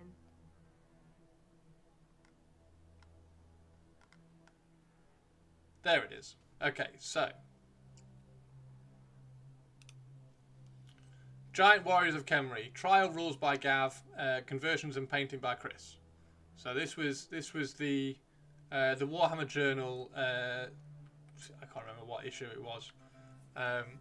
But this was that piece of artwork, and then this was the Bone Giants, and you could give them bows or you could give them double-handed weapons. I photographed the Bone Giant with the bow that I made, but there's Surtet Ra. That's Surtet Ra there. He's got a carrion on his sword and he's got a carrion flying off his hand. I need to find a hard copy of that. I mean, Warhammer Journal 016-019? 26 26th. Oh, it's page 016. It's page 016 to 019. 26th of the 5th, 03, maybe. Yeah. So this is. And then there was a named bone giant as well. The army of Qatar is very different. So, yeah. So anyway, that's my Serket Ra there. If you can find it, that'd be amazing. But yeah, that's my Serket Ra. And they're my tomb guard, and these are my skeletons with the unreleased. So these are the unreleased Kapeshas. Have I got the skeletons on my desk? I think the skeletons are up there. Yeah, the skeletons are up there. I've shown those loads on stream. But yeah, that's the Bone Giant rules. So Tomb King Tristan, getting back to Tomb King Tristan, don't want to take it away from Tomb King Tristan. Tomb King Tristan is entering Mr. Tomb King, Mr. Amotep, which is awesome. Slowly collecting all the stuff like that, awesome. I'll ask Flick. Cheers, Purples. You have to save Chris again. Yeah, I don't know why, because I've got Serket Ra. I don't know why. Maybe they've changed it and been clever, and now I don't need a bot account. That's probably what it is. Right. Yes, Purples. Now we've finished Tomb King Tristan. Purples. Tell us about the Ridge Hauler. Tell us about the Ridge Hauler, Purples. Do we have sub-assembles? Does the roof come off here so you can take these guys out and paint them? Oh, you answered earlier. Right. Let me scroll up and find it. Large models are scary because of the big panels to paint, and only sub-assemblies are the crew in the cabin and the dude on the forward gun. Awesome. So the dude in the cabin. So these ones are stuck on, whereas this guy you can get at. So I'm guessing you've not glued the roof on there, and this guy can come out. Yeah, large flat panels. I can understand how large flat panels are scary. Definitely. Definitely. So that's going to be cool. So we got Purpley Spark is entering that. Erebus. We've got some more pictures of Erebus. Look, Purples. Got some more pics of Erebus. Erebus. We've got a really good picture of him from the back. Awesome. Let's carry on down. Tristan, I'm super excited, dude. Oh yes, Purples. Can we have a poll on whether I paint an elf, Smaug, or something else? Never gonna let you down.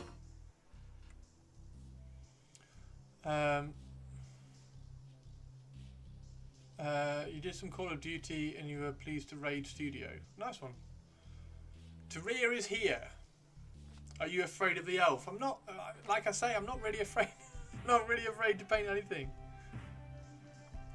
I reckon we can tell you the result of that poll without the actual poll. Yeah.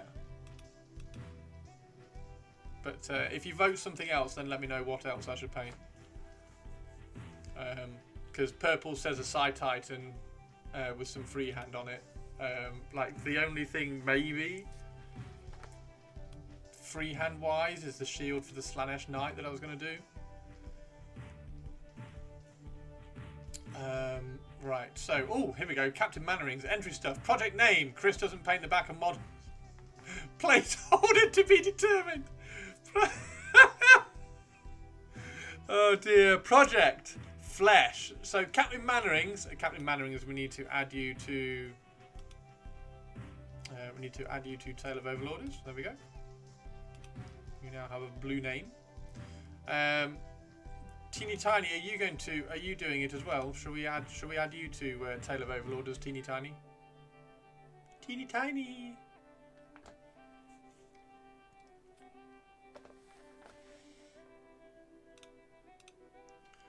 You'll do it, yeah. Okay, cool.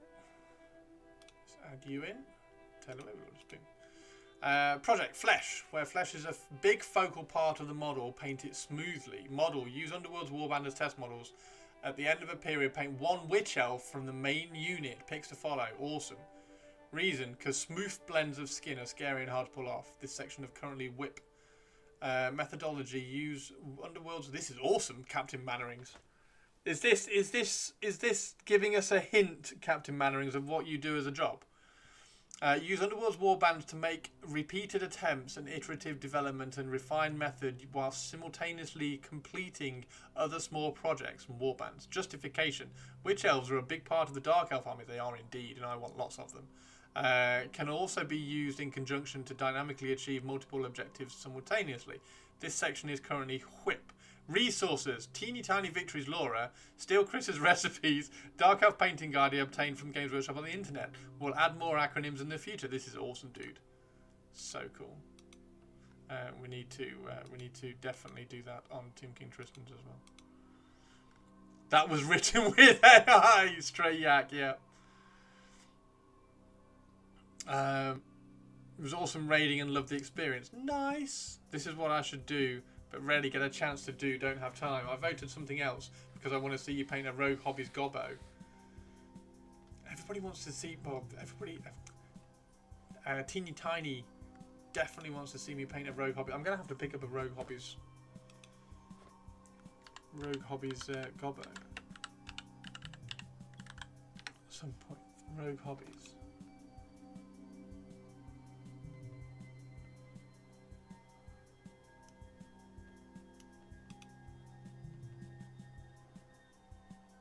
Yeah, it's just the first one. I like the first one.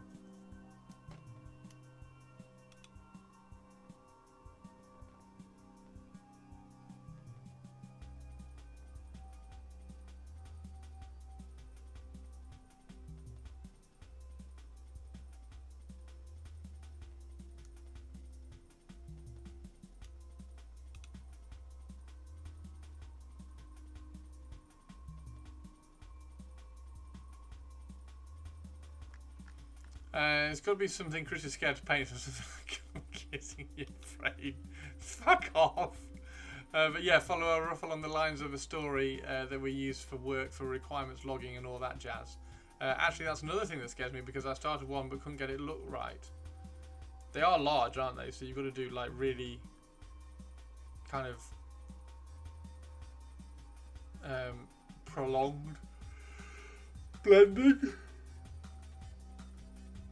But also trying to push the contrast on them as well. Right, so the last little thing that I want to look at as well before I go back to painting my stuff is the whip gallery, because look at this. Tomb King Tristan has already started. He's already started. Smaug is currently winning 4-3. And we have potato. Oh my god.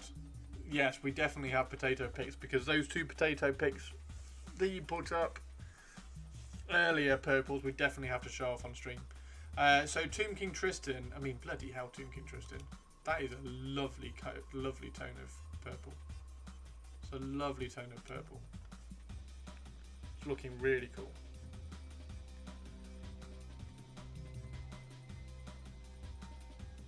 That's looking really cool.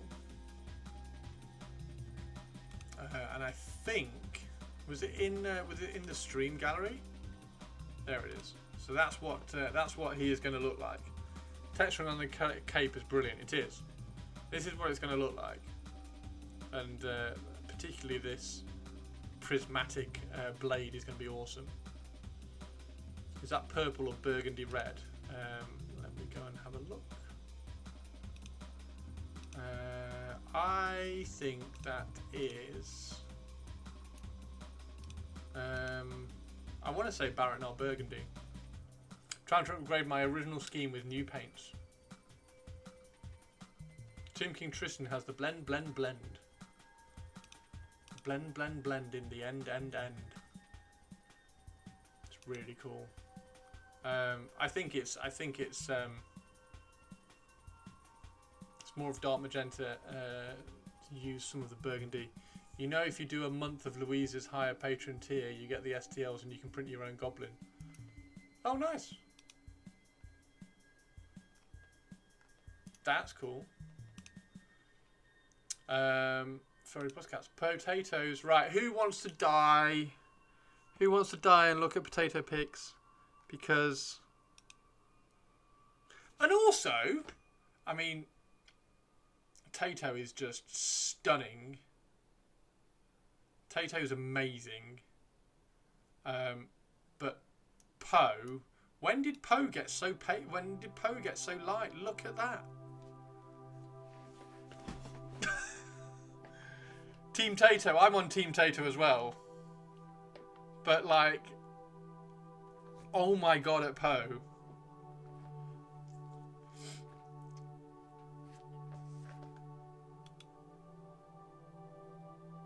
They're getting so big. They're getting so big, purples.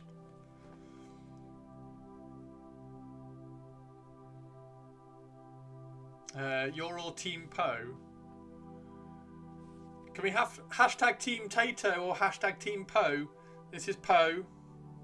And this is Tato. Are you on Team Poe or Team Tato? Scout 75 black leather, Games Workshop back now, Games Workshop scheme of pink, PA dark hot pink so far, fantastic. Black leather's fantastic. I want to smush her into my face. Teeny Tiny is Team Poe, Saxtus is Team Poe, Tobes is Team Tato. Whiskey is Team Poe. I can't believe, boys. Look at this. Just like where this colour has come from. The colour's just like, ding. She's just like, yeah, I'm cute. I know it.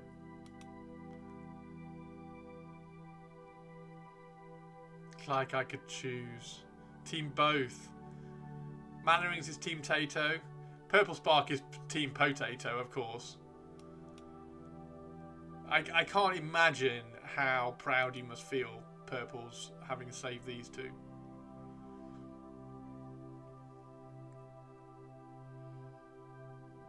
She's got some calico in there. Look at that. Look at that. She's going to be a terror. I told them to stop growing, but they won't listen. Look at that. It's just so cool.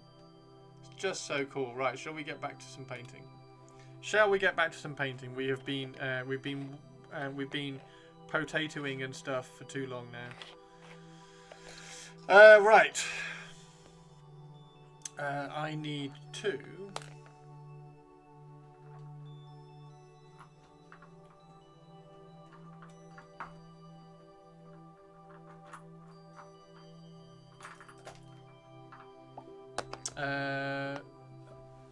I didn't show their nightly destruction. Yes, look what Poe did. Look what Poe did. You're also like, oh, isn't she cute? Look what Poe did. Absolutely destroyed Purple's plan.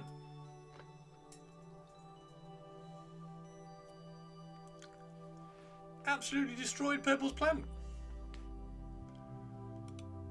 Poe the Little Terror. Poe the Little Terror and Tato the just like chilled out little legend.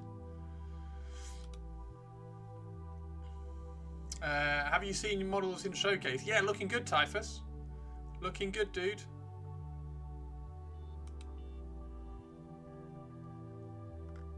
That's going to be so good. Tristan also working on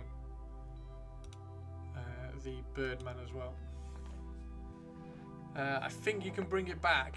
In that case, Team Poe the Destroyer. Yeah, looking cool, Typhus.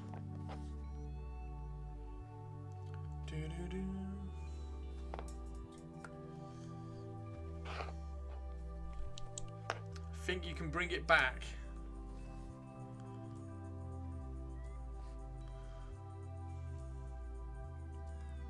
There we go. Let's get that mixed up. Nice and thin so that we can layer it on.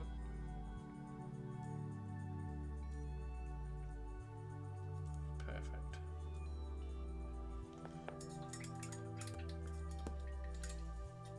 Some dirtying, dirty it up.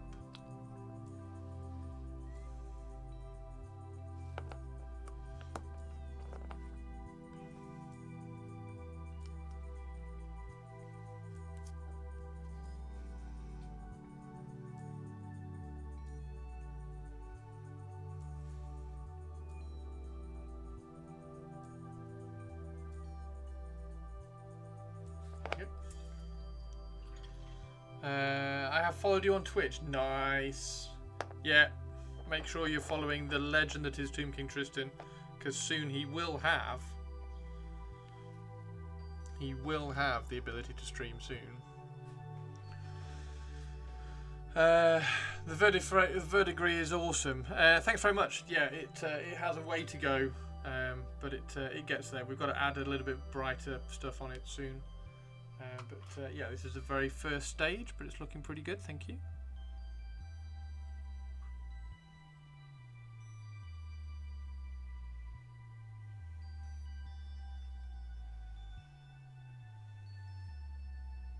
Yeah, the warband's looking cool. If anybody wants to see the warband, you can nip into Discord and have a look at the gallery in there. Lurk hungry. Oh, don't talk about food. It's 5 o'clock now. I'm going to start getting hungry, and then the stream's going to finish because I have to go and eat. The longer you can keep me thinking about food, the longer I'm going to stream.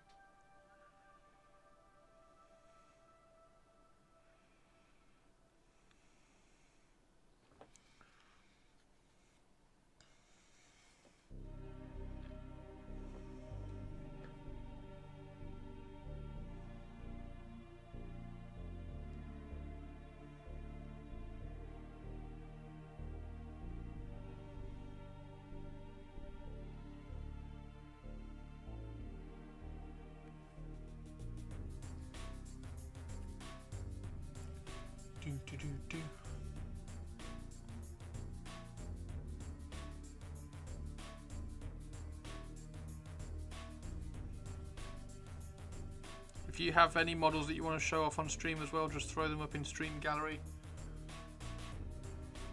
If you got anything that you're working on, obviously there's going to be lots of overlords whips, which we'll get to.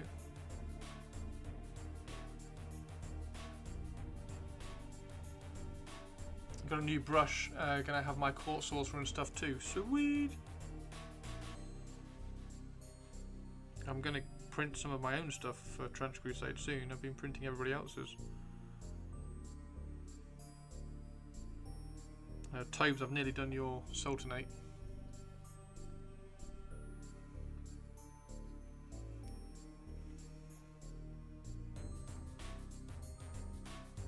Tari, I need your Kensington townhouse address as well. I need to get some boxes so I can send stuff.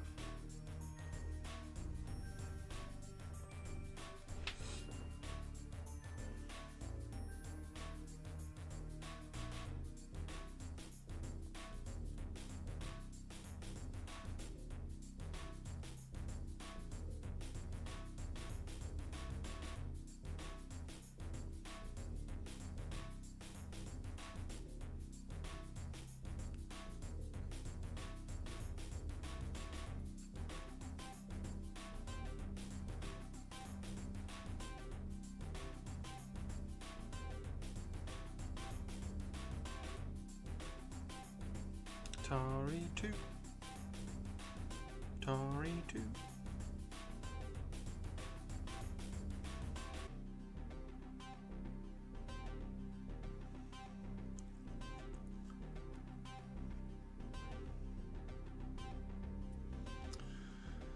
Very excited to do it for Overlords. Oh, nice!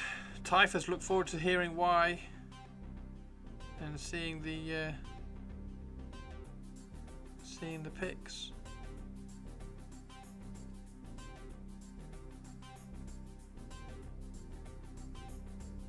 Sounds good.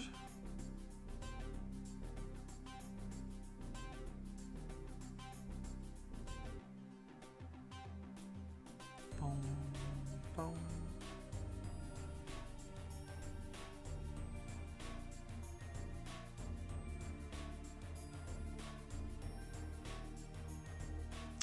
Purples, what was the result of the poll? Was it Smaug?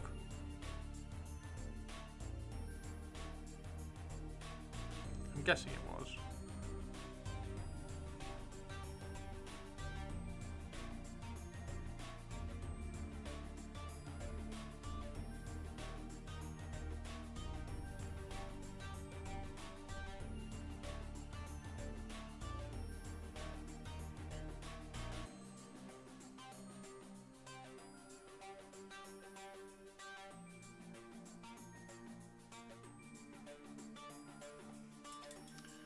153 when I voted. Nice.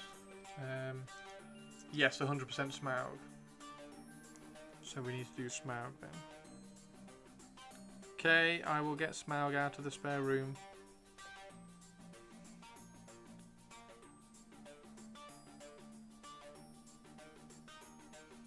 And get a nice large brush.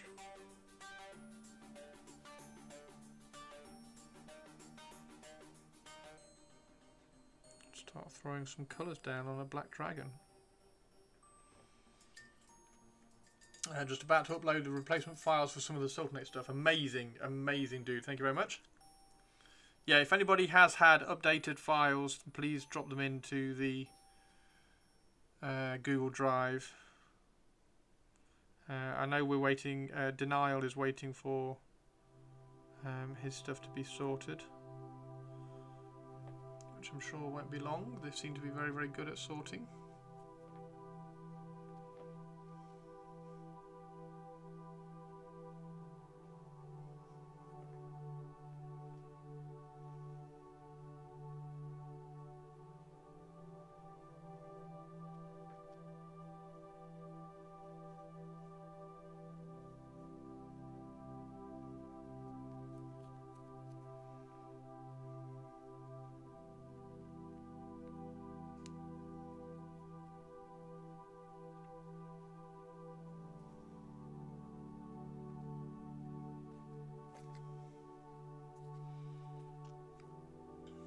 You updated the grey one, thank you.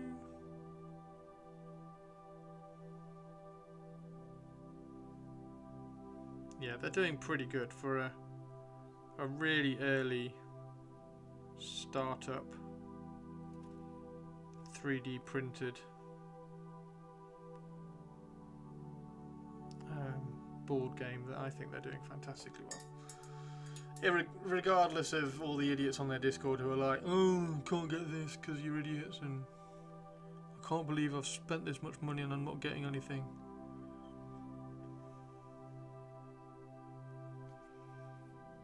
They're all idiots.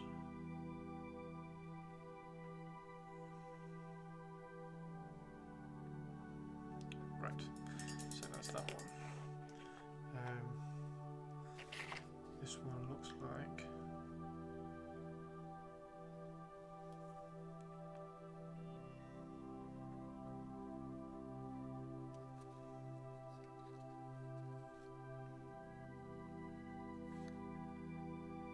throw some black on that just to get it darkened down a fraction because it's the wrong tone.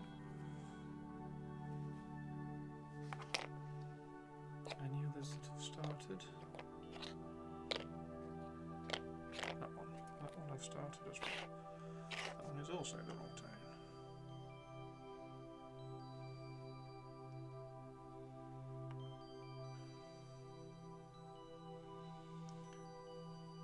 Seems it is the way now. I know it's the level of entitlement of some people is off the scale, but it's the current state of the world, unfortunately.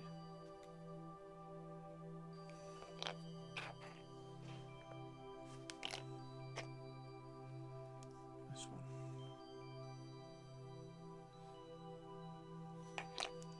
So I just chill in my own little vibe.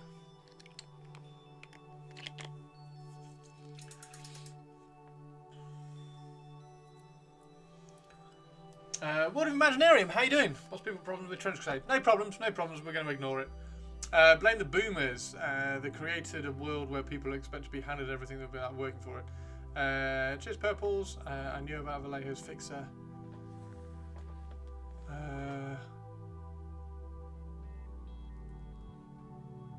What have I missed? Oh, the best way to make pigment powder stick to a base. Generally, you don't need to. Generally, you don't need to. Because unless you're...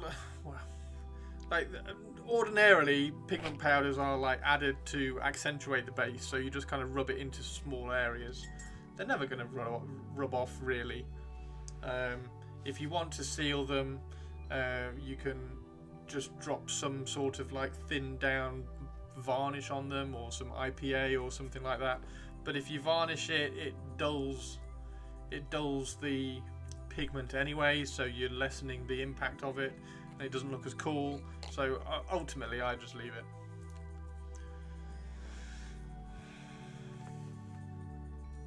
Just printing a wet palette, nice.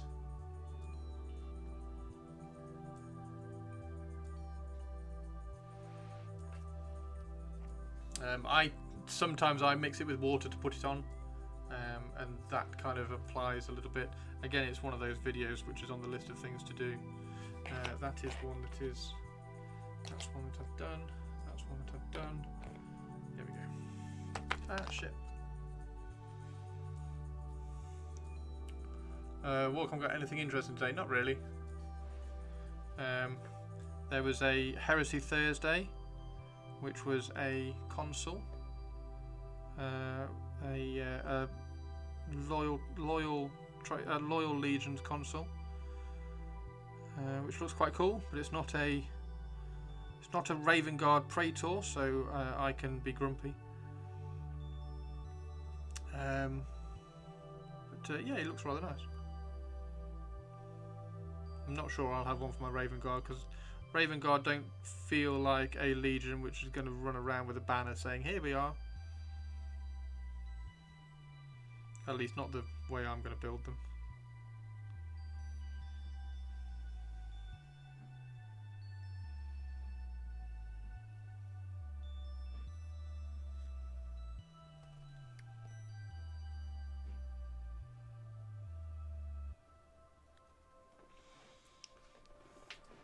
Desaturated. What do I mean by dull?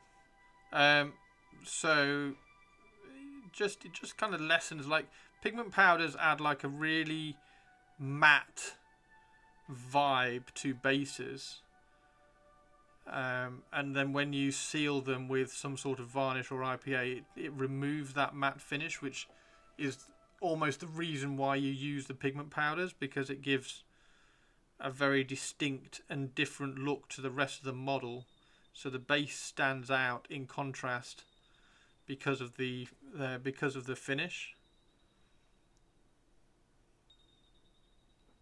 Hang on.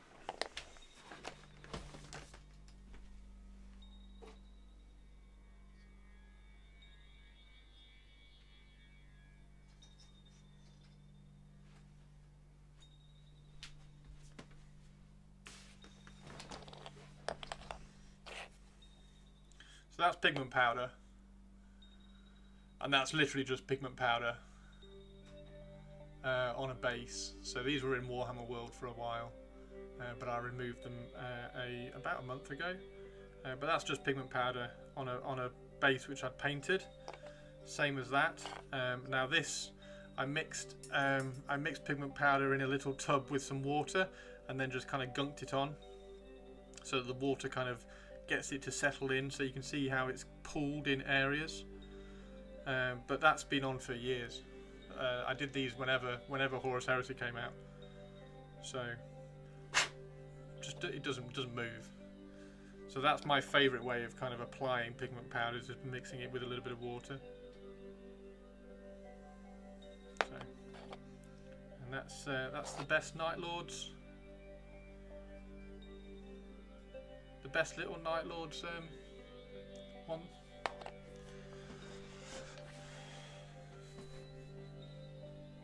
Yeah, whatever's left on the model is going to stay off. Number 4 on Chris's to-do list is to make the pigment powder wash video. Yes. Yes. Number one on the video list is to do this bloody WYSIWYG video. Which I'm going to try and record the intro again tonight. I've already recorded the intro to it, but because I've kind of changed the route of the video now, I'm going to re-record the intro. So I might try and record the intro tonight. And also, I managed to get the old Space Marine Adeptus Astartes Index PDF, so I can refer to that a little bit more now.